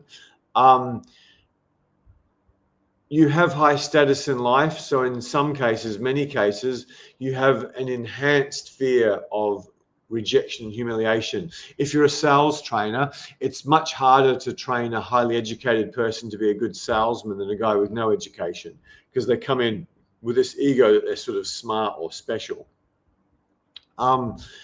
Successful guys lead with their success, often because they're a bit boring and don't have much else to talk about, and that just attracts, I'll probably say this next. And by leading with success, they pursue the wrong women for the wrong reasons, and worse, get pursued by the wrong women for the wrong reasons. And the fact that they lead with their success and accomplishments just turns that into an absolute nuclear war of disaster. Many successful men, because they're so focused on work, are also emotionally unavailable. And they can often be very boring too. So, yeah, they're so focused in work. Many of them haven't really had the time and energy to devote to having a relationship. The other thing with successful men, there's going to be a ceiling on how successful with women you have, how much successful women you have, so you can have a real, proper, longer-term relationship with a girl. And a lot of successful men haven't had a real, proper, long-term relationship with a girl, even though they've had 2 ex-wives and they've been through 2 horrific divorce battles, because they were too busy at work and they never really had a relationship with a girl. It's just like, she's hot, she sucks my dicks really well once a month. She's not a complete bitch yet. And then as soon as she gets the claws in, she turns into a complete bitch. Many successful guys, they treat success in dating like success in business. And there's a lot of overlap, no doubt, but there's a lot of things that are different. And that really stumped, that's an Australian expression from cricket. That really snookered me. I'm like, what? This should work, this should work. And when some people started looking at the things I was texting girls, they just went, but that would have worked with my finance clients. Yeah, but it doesn't work with girls, man. Completely different psychology. Many successful guys have no skill because they've worked so hard, so long, and they get a bit older now. They've lost their social calibration because they might have employees or peers or women who want to pick them up around them. They don't really get accurate feedback about how good their social skills are. And again, often they don't really have much that's really worth talking about. Let's get back to questions. So that's a sum up of what we've covered so far. Comments. Okay. What was that? Far more women than men are able to attract and get a mate for simply existing. Yeah, I mean, that's totally true and fair. Totally true and fair. But it's probably not optimal. I think women still need a level of skill too to get the right guy and to have a good relationship with him. I mean, long-term relationships in our weird culture where we're sort of stuck in just our little pair bond way away from everyone else. We need to raise kids by ourselves, which is just nonsense for First Nation people or village life, which is still much of the world, who are way happier than us rich people in the rich countries. It's a crazy, stupid, absurd life that the people in the wealthy countries live. So you're so dependent on your mate, your long-term pair bond, for so much of life. Because I've got a very good friend from Iran, and I'm going how I want a girl with this, huge IQ, who's read the correct Russian novels and all the philosophy that I love in girls I date. And he's like, you just want a good woman who'll be a good mother. Well, what do you need all that stuff for? But because he comes from a society where it's a community, everyone's in each other's business and they're talking to people, and it's like a more village life or a small city life. It's not this sterile, horrible life we live that's been even further compounded in how bad it is by social media, where we talk on social media. So okie dokie. So you're a successful guy and you want to do better with women. How do you improve this situation? Where are my banners gone? Bring back my banners. Oh no, I've clicked media assets, not banners. Sorry guys. By the way, I'm not AI. This is real. I've got a fan there because I'm in a hot country. I'm not generated on AI. I don't really watch much apart from YouTube, but my God, have the big platforms got a problem? Because so much of what I see on YouTube, particularly the shorts, I watch shorts to learn how to do them better. So much of what's on YouTube is just completely fake. I'm watching all these videos where a pit bull terrier or something, there'll be a fully grown male lion come into its backyard, and then the pit bull terrier chases it away. I'm like, what? Are you for real? The lion would just, or tiger would just walk, and the poor little pit bull terrier, no matter how ferocious a dog would be dead. But anyway, I'm not one of these AI generated people. Neither's Tess. So you can rest assured. Oh, I forgot to do my favorite thing today. This might be the most valuable thing that I do for you guys tonight. Okay, when I research these, I used to look at other YouTube channels, but I'm just like, oh, most of the advice is so bad and I can't be bothered going through and looking at their comments. So I generally just ask a bunch of AIs, what should we do? Now, when I asked, why do they fail? There was some good stuff. There was a lot of junk. But when I asked, I might even share my screen here.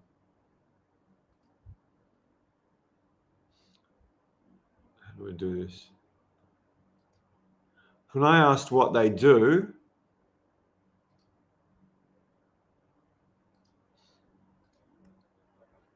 this might not be a good idea. We'll see. Okay, it's probably a horrible idea. Anyway, I'll do it like this. So yeah, Grok is the AI I use the most for a few reasons.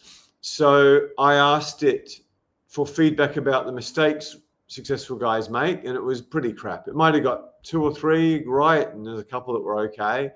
But then it got most of it wrong. But when I actually asked it for advice, I'm just like, this is horrific.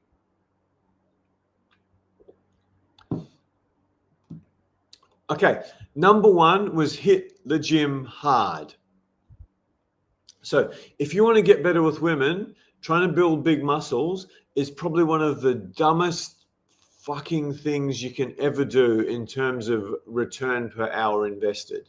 Now, you got to be healthy, no doubt, but a gym is a very small part of that. Staying away from chemicals, yoga, vegetables, organics, detox is dramatically more important than the gym. If you're over 40, you got to do some push-ups and pull-ups to stop your testosterone dropping, but you don't need to be 3 hours. You need to be 3 times a week in an air-conditioned gym with horrible, stinking chemicals around you, just really working the hell out of your body and eating too much protein. So Grok's number one was hit the gym hard. Now, women notice fit guys first. Fit does not equal big and muscly. Boost your confidence and appeal for looks or sexual vibes. This big muscle thing, I'm not talking about testosterone. I'm definitely not talking about health. This is just something guys do, like get rich. It's like, okay, well, if I get big muscles, girls will notice me and then they'll come and talk to me and pick me up and I won't need to put my little insecure person out there. So yeah, I've had big muscles on a skinny frame at some point, and I thought it would help me get better with women. It definitely helped me get better with basketball, cricket, and football. Really helped a lot. But yeah, I just don't think this is a very effective way to attract women. You'd be far better off taking some of your gym time and going to a yoga studio because it'll make you far more healthy, and you might meet some decent girls. Okay, the next Grok piece of wisdom for successful guys is to build real inner game. Do therapy or self-reflection to kill insecurities. A lot of successful guys, I mean, some of them are very insecure, but many of them aren't really insecure at all. They're just clueless about women. In terms of baggage from past failures with women, many of them, actually, I've done this really badly. No, it's not going to work. Many of them, they just need to focus on, let me see, how am I doing this? That's better. Many of them this is probably really boring on YouTube. Many of them just need to focus on, I might do this differently. Many of them just need to focus differently on understanding women's tests, because that's the biggest problem successful guys have. They date women pick them up, and then the women get their claws in and they use women's tests and manipulations to basically make the guy more depressed than anyone on the planet. So I don't think inner game is, most CEOs, I don't think they really need to do therapy or something because they're little weak people. They're probably alpha male action takers. They need to learn about women. Master flirting and escalation. Yeah, well, obviously that's right. Use apps. This is what Grok is telling you, which in my experience is the best eye. Use apps. The number 4 most important thing successful guys need to do, according to AI, and which probably means by searching the internet. This is what happens when you get a supercomputer. I think Elon Musk might have the biggest supercomputer in the world now with AI, with whatever it's called, OpenAI. No, with his AI company, XAI. And the 4th thing they come up with is use apps. Apps have died. In 2016, their market cap was at its peak. It's been in free fall since then. And killer profiles showing your success subtly. Yeah, let's get some gold diggers to suck my dick, then take half my money and make me want to kill myself, even though I'm this super successful guy. I've had guys with large businesses, super successful guys, admit to me that they were suicidal for long periods of time, just because they couldn't make life with women work. And if they ever had a relationship with a woman, a year or 2 or 5 years in, it was like they were in pain they'd never ever known, no matter how hard it was to build this great business. Go to the right spots. That's pretty good. Drop entitlement bullshit. Your money and status don't entitle you to pussy. Yes, they do. I'm sorry. They entitle you to pussy, very much so, but it's the wrong pussy. It's pussy that's going to come back and hurt you. It's pussy that's going to fake orgasms, convince you that you're some man in the bed when they're just laughing at you and fucking their personal trainer, and then take half your money. Or if you don't give them the money, they might accuse you of rape and you'll be down the police station or worse. Handle rejection like a boss. Approach often. No. I mean, approach to get over approach anxiety. That's a really dumb thing to do. So these are tips that AI is given for successful men. Handle rejection like a boss. No, that's the dumbest thing you can do. You're going to be handle rejection, but you don't go approaching like some pickup artist. You learn how to take over social environments. You learn where to find the women you want. You learn how to build good conversations. You learn to read signals so you can realize the women who are actually looking at you, and then you approach them. You don't just do the cold approach splattergun. It's like me wanting to get clients for my dating business and just opening the phone book and going, hello, I'm a dating coach. Would you like to improve your dating skills? I'm a woman. Can you hang up, please? I'm a men's dating coach. I help blah, blah, blah, men over 40. I'm 12. Just it's this cold approach is just an asinine way to meet women who'll be special for you in life. It's a great way to get over some of your fears and anxieties. Be emotionally available, open up, show vulnerability. Yeah, that's not too bad. Set realistic standards, chase attractive women on your level. But most successful guys, they want like a really hot girl, and you're not going to tell them not to. Balance work and life, yeah. Cut the workaholic crap. Yeah, a guy who's got $100 million company is going to suddenly cut the workaholic crap and go bankrupt and have to fire a whole bunch of people. So anyway, that's what happens when you get dating advice from AI. I should hopefully know a lot about dating, but what you'll also find is health advice is probably even worse than dating advice. I mean, the crap that I get off AI is just nuts, because I don't think they've learned how to crawl the whole internet with intelligence in certain areas where a lot of the information on the internet is really bad anyway. Just checking in with your questions.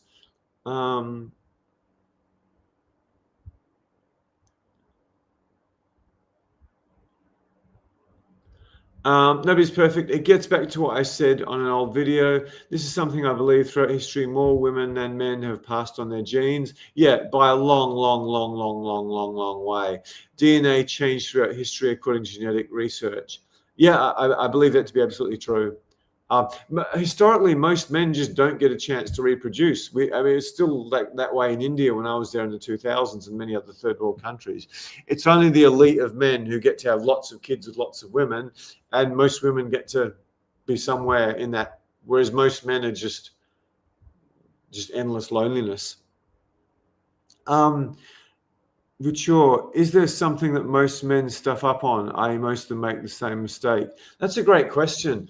I mean, many things, according to Tess, who's probably come up with a better answer than me, not understanding female psychology is number one. And I have to say Tess is right. I would have said not having good conversation skills, because that's that my challenge as a dating coach onboarding a new client is to give them good conversation skills, and then make sure they're dressing okay, particularly if they're Australian, American. Europeans don't need that as much. So yeah, I've just got to give you good conversation skills. Ask open-ended questions, not closed-ended questions. But most men have no idea about women. You've just got no idea. You're so profoundly ignorant how little you know about women, and you probably think you do. And if you're a successful guy, you're like way over on that spectrum where you think you understand women. You've had it reinforced by women throwing themselves at you. Hot girls have hit on you before. Hot girls have sucked your dick. And you think you know about women, but you know nothing. You know absolutely nothing. I'm talking about myself here, but so many of the clients I coach. Is this something most successful men stuff up on? They all make the same mistake. James taught me to hunt me own meat. That's one of my favorite Australian clients ever. And he was worth 10 million plus. His close friends were worth a lot more than that. And yeah, every single woman he'd ever been with in his life, and it was quite a few, had picked him up. And when he did private training with us, when he did that, he realized that, yeah, I'm totally passive in the whole relationship thing. I might get drunk and go talk to girls sometimes, but most of them just shy me away. And the women who want me for some reason, maybe because they find out where I live, or my friend talks about how successful they are or I am, they run into all sorts of problems. So yeah, is there something most women stuff up on? Female psychology, thinking they're dramatically better than they are, particularly if they're successful. And I would say in terms of the actual practical skills, not that good at conversation, not good at building rapport. Another big thing is guys will, as soon as they start working with my female coaches, whether it's on Zoom or on boot camp, particularly on Zoom now, because we get rid of most of this stuff before they get to boot camp, they'll start doing I'll talk about where I traveled, then you talk about where you traveled, then I talk about where I traveled. It's like sharing anecdotes, and guys go back and forward with this constantly. But that's really super boring to women. They just don't care. They really don't care. So what you need to do is you need to go from a let's just share stories, which works well if the girl's not very attractive or she likes you because of some reason, or it's a girl on your level or below, or if the girl's a bit desperate. But if you're going to get a girl out of your league, which is what guys obviously pay me money for, and have a good relationship with her, the starting point is really to get to know her as a person, quickly find out her hobbies and interests, and connect with her. And then once you've connected, you start using touch and eye contact to start to escalate sexually with her. So yeah, it's not the paradigm of share this, share that, share this, share that, then try to shove your tongue down her throat at the end of the second or third date. It's a paradigm of try to find out very quickly what's important to her in life, her hobbies and interests, and ask great open-ended questions about them. Listen well, talk in feelings and emotions, not facts and data. And then when you get her going, use her enjoyment about what she's talking about, what makes her heart sing. She's touch, eye contact, body language, body positioning, date plan to stick your penis inside her and turn it into a sexual relationship. That's summing up. But as Tess pointed out to me after doing this 19 years, what sits above all that is understanding the female psychology at the top of that. And then all these parts of the puzzle will fit together much better than they would if you didn't do that. And it'll come so much quicker. One of the gifts I had was my first girlfriend. To this day, was pretty much the most beautiful girl I've seen with my own eyes, certainly above there. She had a great body, but I've seen girls with better bodies. But yeah, I've never seen a more beautiful face. So she really gave me a PhD, like several PhDs on the psychology of beautiful women. And another girl I dated who was a fly around the world model from a family of extremely bright people. I dated her when I started as a dating coach, and she basically gave me like 10 PhDs in the psychology of women, particularly the most beautiful women. And that sort of was like a rocket ship under my ass, like an Elon Musk rocket ship under my ass to just fly past all the other men, and I believe all the other dating coaches. And we've certainly had that feedback from the guys who flew from America and Europe, South Africa and Asia. And yeah, we haven't had anyone fly from a Latin American country just to do my boot camp. We've had 70 fly from the US, maybe a few more than that. We've had maybe 20 or 30 fly from Europe and a bunch of others. It might be a few more than that now. I've never, ever had a single guy from Latin America fly to Sydney to do my boot camp.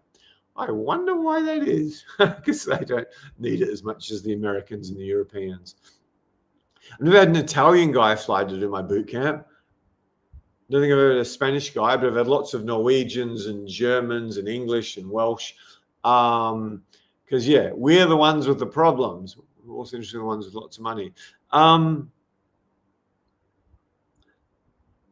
That's great. I might just deliver, where are we? I'll just quickly go through the stuff that I promised. Banners, and then we'll get back. Nobody's perfect. Remind me to come back to your comment. Any questions? Love to have them. Okay, so why successful men struggle with women? Before I got distracted, I ran you through the reasons they struggle. So if you want to quickly fix this, what you need to do is this. You need to lead with playfulness, adventure, and skill. Definitely not your resume and not your toys. So this is something many men, but pretty much all successful men completely fuck up with. One useful thing that AI did tell me is that according to neuroscience, women rate dates based upon their emotional state, how they feel around the man, not his status, CV, or whether he runs a hedge fund or whether he's a plumber. They rate how enjoyable the date is, how much they enjoy this guy based on their emotional state, which is why when we teach date planning, so much about it is manipulating the woman's emotional state to lead to deep connection and then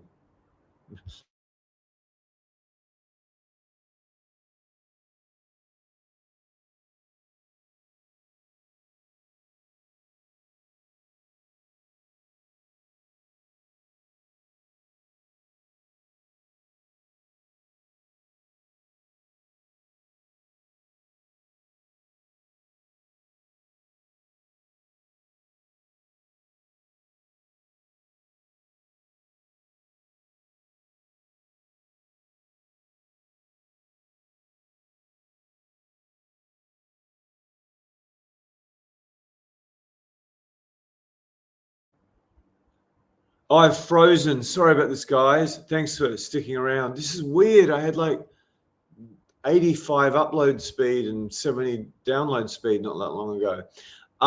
Anyway, sorry about this. So yeah, women rate dates based on emotional state. So this is a huge tip I'm giving you guys. When I traveled around the world doing boot camps, I never warmed up. I never knew what warming up was. I didn't think it was important. I had some horrendous boot camps where I'd been on 3, 4, 5 hours a night sleep for ages, getting off overnight flights, going into a boot camp. I somehow went out and took a bunch of nervous guys out to bars, sometimes by myself, and gave these guys an incredible boot camp. But once I got stuck on this thing, pushing around this thing, looking at this thing, oh my God, it's like hell. I've got to go through my to-do list. I got to do this, I got to do that. I got to work on the spreadsheet or my YouTube ads. Like, it's so hard to go out and be successful with women. So that's why one of the big things successful guys needs to do to lead with playfulness is to actually warm up. Office jiu-jitsu date, office ocean swim date, office sprints in the park date, office play music with your band date, office have sex with one of your fuck buddies date. Yeah, do something to get you out of your mind. That's huge. Try to never, ever, ever volunteer what you do, and don't do the sneaky backdoor approach of being on a date with a girl. So what do you do? Oh, I'm a secretary. I'm an archaeologist. Oh, I run a large hedge fund you may have heard of. So yeah, try not to talk about work. If you've met a girl at the after work crowd and that's what everyone's talking about, if you met a girl at a business conference, obviously that rule doesn't apply. But if it's the weekend, if it's a date, the girl's going on dates, the girl's going out to meet people, the girl's going out doing shit in the weekend, trying to get away from work. Women are nowhere near as career obsessed as men, simply because there's not much evolutionary point to it, because that doesn't get them far. The most successful women usually end up single and alone, or with guys they've got no respect for whatsoever. That's the people I should be helping. Help 35 to 55-year-old executives to get the man they want. I'd make a hell of a lot more money doing that. I think I could really help these women a lot, because most of them have no clue what they're doing. They're like these alpha male killers in the boardroom or at work, and they try to do that in dating. It's like most guys run away. And many of the most successful clients I coach go, oh, so what are you looking for in a woman? Do you want some hard-ass corporate achiever? Like, no, just give me a yoga teacher, because they don't need a woman to provide finances for them. The best way to make a woman enjoy herself is to connect with her and then sexually escalate skillfully, just like all the romance novels and movies. What women dream of, and I think there's a lot of psychology and a lot of art, women's novels, women's romance movies, whatever, where all women dream of capturing the bad guy. You need to have an excellent date plan that does so much of the work for you. I've already talked about that. Some of the things I've encountered in my dating coach life, I met the brother of a client in New York, and he came along. I really liked this client. He was a fascinating guy, had done a PhD in some really politically incorrect stuff. And he brought his brother along. So my client was like some academic at Michigan Uni or UM, whatever you call it. And his brother had left him. He was a bit older and he'd gone to Wall Street. And then I introduced him to a girl I talked to. And then the girl's like, oh, so what did you do last week? And he goes, I bought and sold companies. I'm just like, what a twit. And then the girl's like, oh, that's great. So many guys are just so driven by their work. I've covered guys asking what the girl does. And a lot of guys who are very successful are really, really, really boring in truth. Where are we? So I'm going to go to my next. Oh, I've got to leave the comments and I've got to go back to the banners. I'm going to hide the current banner and put up another banner. Sorry, this is probably boring for you guys, me teaching myself tech. Okay, this is the most important of all. This is the most important of all. You need to master women's tests, or just resolve to the fact that you're going to stick jerking off to porn, high-class whores, even seeking arrangement or some sugar daddy website is probably too dangerous for you. Yeah, women have vastly greater social intelligence than men. They play subtle power games and manipulations. They're constantly reading signals. They want to get what they want from men, but they need to get that without triggering violence. Obviously, we have whatever it is, 60, 70% more upper body strength, 50% more strength in our legs.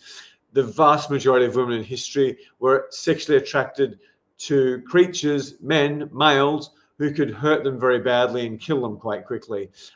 Women's tests, and women have used this ability to sneakily and subtly control men and get what they want from them to sort of maintain the human species when men could always react with violence.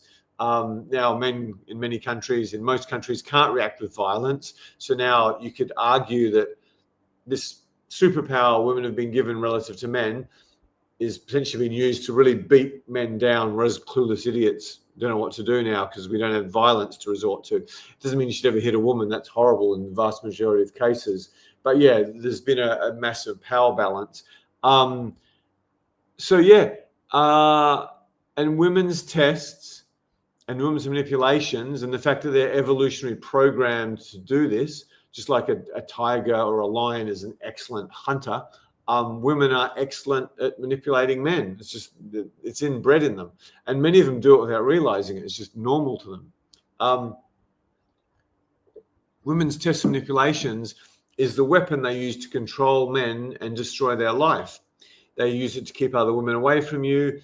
And many women have got really successful men. They use it to drag you down as much as humanly possible so that you don't get all super successful and leave them for another 22-year-old who's as smart as them or smarter with much firmer titties, which is what so many women are scared of. So yeah, women's test is like this superpower women have to hurt, control, manipulate, and get what they want from men. And if you're a wealthy, successful guy, let alone if you're sort of tall and somewhat good looking too, your life, the reason you think so many women are toxic, the reason you've had so much unhappiness, the reason you went through that horrific divorce, the reason you can't see your kids is because women use women's tests to control and manipulate you, and you had no fucking clue what was going on because they don't teach women's tests in year 4 at school, which they definitely should. They should teach social skills and women's psychology and tests. The world would be so much better. But they're never going to do that because they want us running around in a little mouse wheel like a mouse, chasing the next promotion, chasing the next pay rise, trying to build a bigger business, paying our taxes, consuming, and just wasting our life away on the wheel. When they just create money out of nothing. And we're going to fight for it, compete for it. I don't want to say too much, but I had an ex-girlfriend who was wonderful for a while, who I employed in the business, and she was, as a coach, she was pretty good. No one knew as good as Tess, but really good at the time. Anyway, I decided at some point I didn't want to sleep with her anymore, and I sort of got bored, but I kept her on the business because she was so valuable to it, and I was a very bad businessman.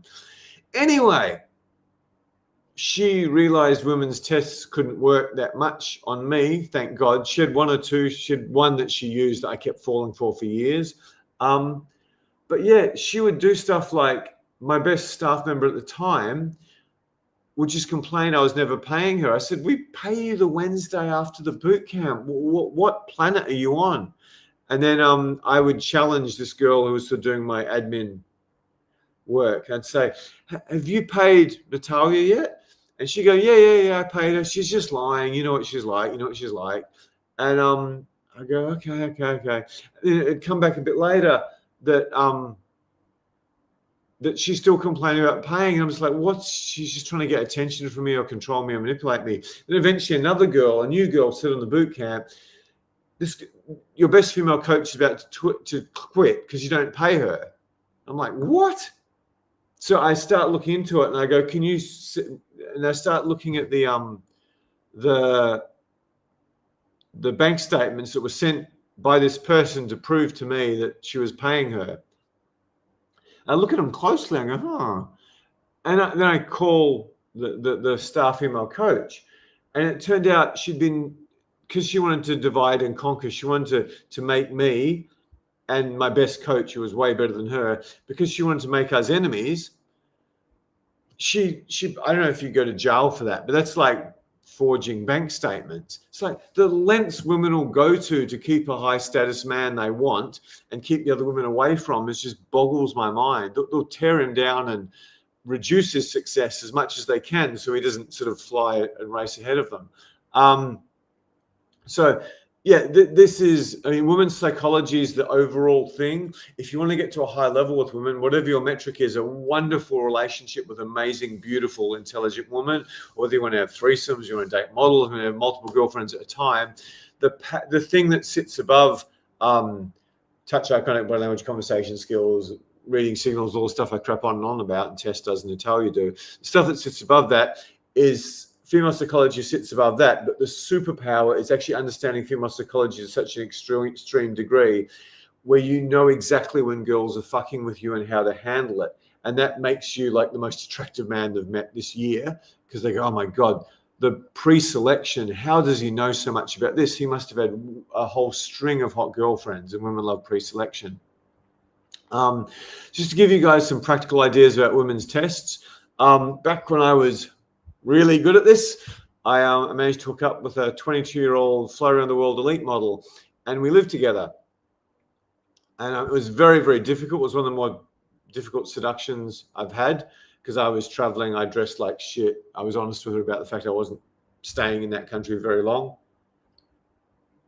It was America, but I had a whole bunch of plans. But then I got her, and it was, some of the best sex I've had in English-speaking countries. She was bisexual. She was really intelligent. Like, her favorite book was Germs, Guns, and Steel. And and then anyway, I ended up being there in that house with her for about 6 weeks. It was actually a small model house. And Thanksgiving's coming up. She says, oh, will you come Thanksgiving with me? I'm like, yeah, well, the sex has been good. She's lovely. And that sounds like a good adventure to me. I'm going to go back to sort of the Midwest. She wasn't living in the Midwest anymore. I'm going to go back to the Midwest, and I'll have a sort of Midwest Christmas party at Thanksgiving. So I did that.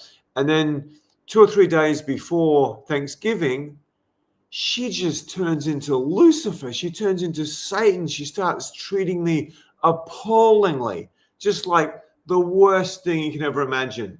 So whoever's still on this, and there's quite a few of you, if you can guess why she did that, and then just when I'm about to sign off, I'll explain exactly why a girl who was, a bit up and down, not the easiest girl, but generally fun to be around, and wonderful, wonderful, wonderful sex, and hours a day of it. So it was getting cold where we were. Literally, I met a fly around the world model for Elite, and I walk into her apartment, which is a model house, and then I see beside her bed, wider than look at these skinny arms, wider than my arm span, was just all these erotic novels, including some of the famous ones. I get there, turns out the girl's never been tied up. So it's like all my Christmases came at once. Stupendously hot, fly around the world model who was crazy smart, who was incredibly sexual, who'd never been fucked properly. So I had a rather good 6 weeks. And then she gave me like this nightmare before Thanksgiving. Anyway, guess what it is? And once I've got a few comments, I'll tell you. I'll see if anyone can guess it. Okay, the next thing up, and remind me to come back to this. I'm a bit dopey now. Okay, we'll probably sign off quite soon. I might do a full live on what the successful guys need to do. Next thing you need to do is you need to create time on your calendar. You need to actually create time on your calendar for women and improving this skill. I might do this quickly. Like, anyone wants to be successful in business or successful at anything, the number one lesson I've learned in business in the last 19 years, and it's more important than everything else put together. What gets measured gets managed. Look at things from the other person's point of view. All the great immortal business lessons that you could ever learn. The most important lesson you need to learn to succeed in business is to have A players only, and relentlessly pursue and get and track down and hunt down A players and treat them like family, treat them like royalty, spoil them, love them like they're your kids or something, because that's what's going to make you successful. Steve Jobs talks about this better than anyone I know of. Yet there's so many ultra successful guys. I've coached a few of them, and they're CFOs an A player, they're CMOs an A player, they're CTOs an A player, and they put all this time and effort into recruiting them, interviewing 20 people, paying these incredibly expensive recruitment people to get them interviews, and then putting them through this battery of psychological tests. And how do they meet the most important person in their life who's going to determine their success more than their entire executive team, their entire C-suite? She worked at the bar and the golf club, or she was an air hostess in first class, or she was, my successful friend's sister or something. And then they end up with this girl, or it's some secretary they hired with beautiful big breasts who wears a killer push-up bra, and they just end up with her. And that, because they're so busy, they get her.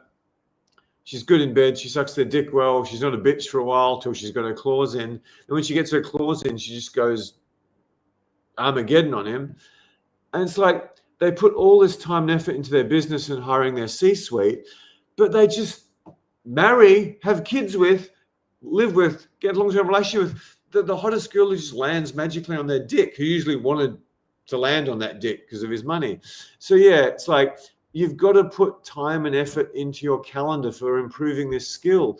It's the number one thing you need to do to improve your business success. Because if you want to have relationships with women and you get home from work and you get this toxic woman waiting to tear strips off you, that's going to affect your business probably more than your CMO or your CTO maybe not short term, but in the long run. So yeah, I'm ex-finance. I know what it's like to be crazy busy and have pressures and political problems and clients and markets moving up and down, and there's only so many hours in the day and you don't have the stuff you always need. So if a successful guy wants to improve at dating, you got to get your calendar and go, okay, well, I'm going to do what I need to do and make the time and meet women and preferably get some really fucking good training, because the ROI will be crazy. And I'm going to make this at least the number 2 priority in my life for a period of time. And I'm probably going to meet other guys sort of at my level who I can be my teammates, my coalition of men to sort of go conquer women with, just like you might have conquered the boardroom or finance or medicine or whatever you conquered. You need to make this a high priority for at least 3 months of your life. I might just, actually, we're getting really close to the end now. I think I might, but basically the next points are learn how to hunt your own meat, which is the skills. One of my favorite clients ever, I think I mentioned this anecdote before. James taught me how to hunt my own meat. If I'm repeating myself, I'm sorry, I'm working too hard. And yeah, he realized when he did the training that every single girl he'd ever been with had just blatantly picked him up because he's extremely masculine. He's pretty rich, not rich, but worth more than 10 mil. His mum was a model. He's a really good looking guy. And he spends most of his spare time doing jiu-jitsu or wrestling or Muay Thai or boxing. So he's got some of the highest testosterone I've ever come across in my life, probably the highest for a guy of his age. But yeah, he realized he'd been, even though he'd slept with quite a few girls, he'd been completely passive in every girl he'd ever slept with, that every single one of them had picked him up, nearly all for the wrong reasons. And this guy had like a soccer team of the most toxic ex-girlfriends you can imagine. This was the guy where he went to Thailand to do, I think it was a Muay Thai training camp, and his ex-girlfriend saw this on his social media, and she still had a key to his house, which he'd forgotten about. She comes around to his place, takes his dog, who still he had a good relationship with her, and takes it to vet and says, oh, something's come up. Can you put him down, please? Then my friend gets back and his dog's disappeared, and he eventually finds out what happened. I'm just like, is that the most vicious thing you can ever think of? And in fact, his other dog, this is a great story. I've seen this. I've lived with this guy. He's got a big screen TV. And whenever a blonde woman comes on TV, the dog just fucking loses it. It goes bananas at the TV. It's a sweet, lovely, lovely dog. It's a Staffy. It's not like a pit bull. But whenever like a blonde woman comes to the door, like my friend can't date blonde women because the dog will just go bite them, because the dog, who's probably got much more sensitivity to energy and toxic energy than my friend, is all the women he ever got in his life picked him up. Whenever the dog sees a blonde woman, he thinks, she's going to hurt my owner, my beloved owner, who I love with all my heart. So the dog literally attacks women with blonde hair. It's like, I'm not lying about this. I've seen the dog. All you need to do is put a blonde newsreader on TV, and the dog just goes apeshit. He goes bananas. It's like there's a bunch of people invading the home. Yeah. And yeah, the other thing, if you are a successful guy, if you are over 40, if you focus so much of your life energy and your time and focus on this narrow thing of becoming more successful with women, your social skills are probably atrophied massively. You've worked long hours. You maybe haven't had all the hobbies that some other people would have. And you've probably lost a lot of social calibration, because with successful people, so many of their conversations are quite narrow in terms of work, success, your business, how to improve it. You sometimes become friends with your staff or people who work in your industry. So yeah, the sort of super successful, quite attractive looking 40-year-old guy, let's compare and contrast him to the bitterly lonely old lady at the bus stop. At least when I was a boy, who's like, oh, the weather's looking good this weekend. So, well, what do you got up to? They've got lots of energy. They're making an observation, and they're asking an open-ended question, and they've got this lovely sort of this voice that is going to make people more likely to talk to them. So the lonely as hell old lady whose husband died, or she's divorced, or her grandkids or her kids don't talk to her anymore, she, because of her loneliness, has become the social skills master.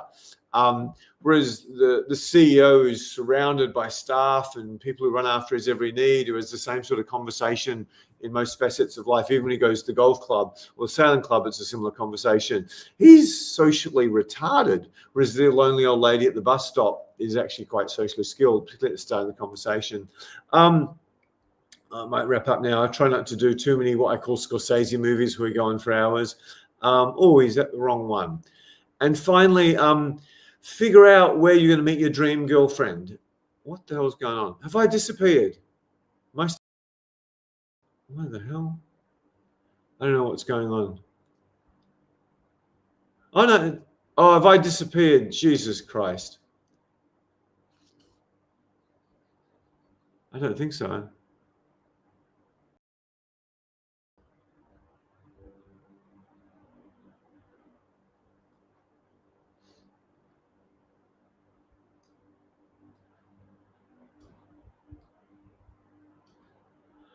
Can anyone hear me? Because I seem to be frozen. There's nothing on my screen. You're still here. I don't know what's going on. Thanks for that, Lucia. I appreciate that. So figure out what, I don't understand this. Can you see me? I mean, there's a little glitch in software that I've been incredibly grateful to have. So one of my favorite softwares has let me down. So it's not my internet. Yes, the other thing you successful guys need to do, you got to learn the skills. As I said, there should be a link in the chat, and we'll put a link in the description where you can book a date tomorrow with a model who's got 2 degrees, who's one of the most wonderful Australian women I've ever met. She's my employee. She's not my girlfriend. Yeah, you can book a date with her, and she'll give you feedback about everything you're doing right, everything you're doing wrong, what you need to do to improve, and you get a comprehensive plan to help you do with that. Which I'll just put it in the chat again, because I'm too stupid to know how to pin it and too stupid to know how to copy and paste. So yeah, anyone watching the replay, there'll be a separate link in the comments. So you got to figure out, where are you going to meet your dream girlfriend? If you're going to meet her through your work, if you're going to meet her through the golf or sailing club, if you're going to meet her through time you've spent at expensive hotels, or doing anything connected to money. If she's a receptionist at a place that sells BMW, if she's the woman advising you where to give away money for your foundation, you're probably going to get a gold digger, and it's probably going to work out really, really, really, really fucking bad for you. So you got to think, where am I going to meet the woman I really want? I might wrap up soon and just do the questions. So what am I interested in that's also women friendly? It's probably not hunting deer with a bow and arrow and gutting them with your hunting knife and taking out their liver and eating it for breakfast next morning because it's the most nutritious thing on earth. That might not be a good date conversation, even though I find it quite interesting. Some girls would. It's probably going to be related to travel, maybe to books. So it might be movies. It might be health and fitness. So where are you going to meet women like that? And you're going to figure out, where are the places I'm going to meet girls? I'll just tell you mine. The most likely place I'm ever going to meet my next wife would be a bookstore or a cafe bookstore, possibly an Eastern European country, by far. The other thing, probably not by far, by a way, the other thing will be something connected to independent travel, because independent travel is the most important thing in my entire life by far, even more so than my mission of trying to transform 10 million men by the time I'm 58. So that's number 5 thing you've got to do. So just to wrap up, I don't know why you can't see me. That's crazy. My beloved StreamYards let me down. Okay, so you're a successful guy. I've gone through why you fail. If you want to succeed, these are the 5 quick fixes. Lead with playfulness, adventure, and skill, not your resume or toys. Master women's test, or stick to porn and high-class whores. Simply because if you're a very successful guy, there's too much that women want you for, they want to manipulate you for. Women are just going to lead to massive, unending pain if you don't understand women's psychology, especially women's tests. So learn to suck a dick or stick to porn and whores, because life's going to be so much happier for you if you do that. The next thing is you've got to actually create time on this. You've got to put time in your calendar. In my view, you've got to get really good training. Tess is probably the best in the world as a starting point, from all the people who fly across the world and tell us how wonderful we are. And you've actually got to work on this skill the same way you worked on hiring or tennis or golf or marketing or whatever skill you're developing to get better at business. You've got to learn how to hunt your own meat. Don't settle or rely on women who come to you, because you're basically almost guaranteed you get gold diggers, users who will go toxic on you because they don't want you for you. They want you for what you can give them. How do you do that?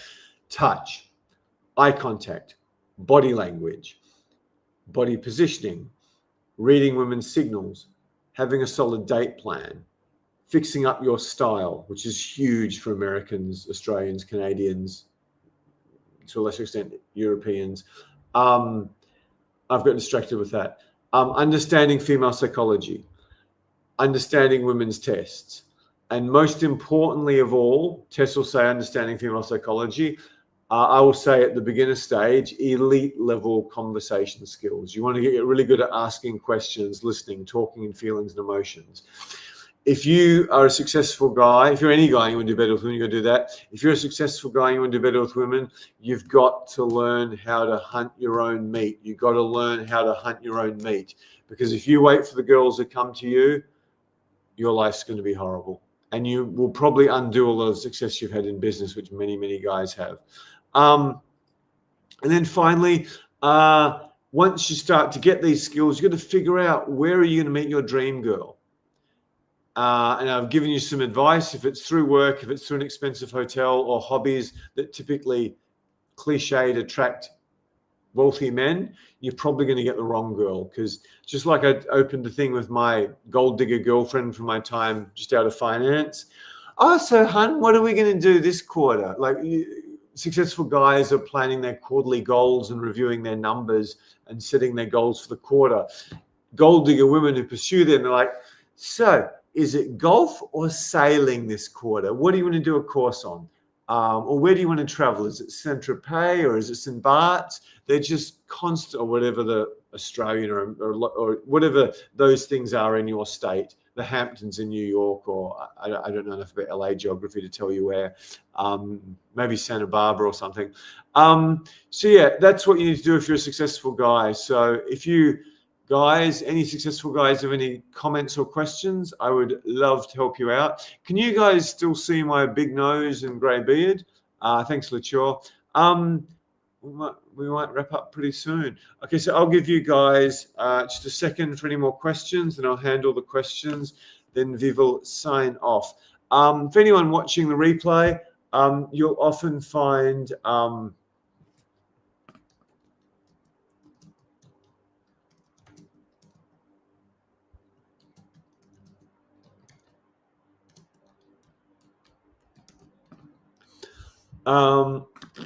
you'll often find that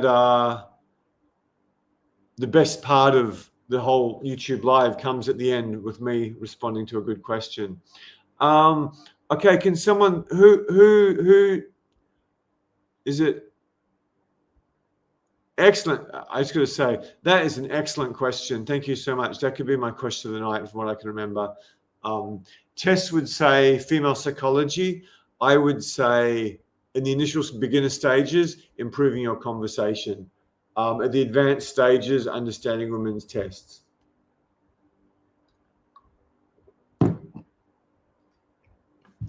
Women pick men up. Women normally never are the ones to approach a guy, or let alone make a move on a guy they like.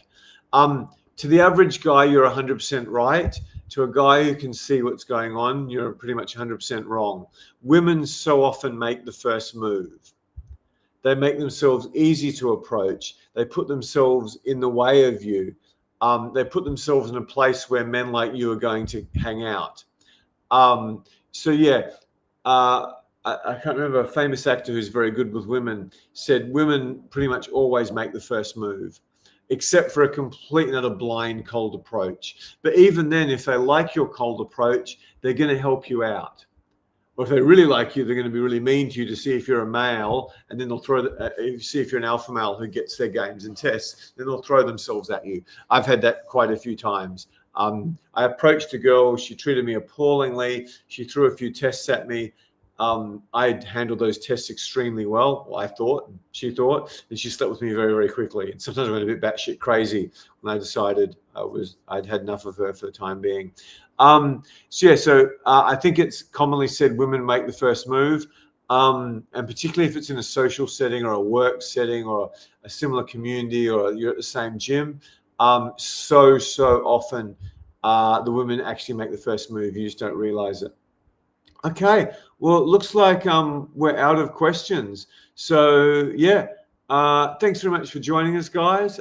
Thanks for the questions. There's a few less questions tonight. Don't know if that's a factor of me not being without the wonderful Tess. But yeah, hopefully you guys, particularly any successful guys, any of you watching in replay, got a huge amount of that.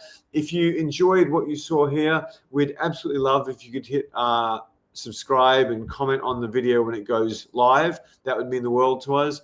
And yeah, if anyone wants to transform their entire life with women by Wednesday, you're able to book a date with a wonderful Tess on Zoom. I think Monday and Tuesday. So I haven't checked to see if any have gone. But yeah, keep smiling, and bye for now. Hopefully this was really super useful to you guys. I'm pretty proud of what I've given you tonight. So yeah, go away, run with it, implement, and I'll see you guys next week, probably with a lovely Test back. Thanks for the support to the regulars, Latour, Magnus, Initiator 066, David especially. Thank you so much, David. You're getting so much value by doing the bootcamp training and coming to many of these. Good on you, man. Nobody's perfect. Yeah, thank you for the support you guys given us. Peter, I think you asked some really good questions tonight too. Ralph, love your questions. Good stuff. Well, I'll see you guys next week. Cheers then. If I'm seeing any of you, talking to any of you tomorrow with Tess, can't wait to see you. Cheers, man.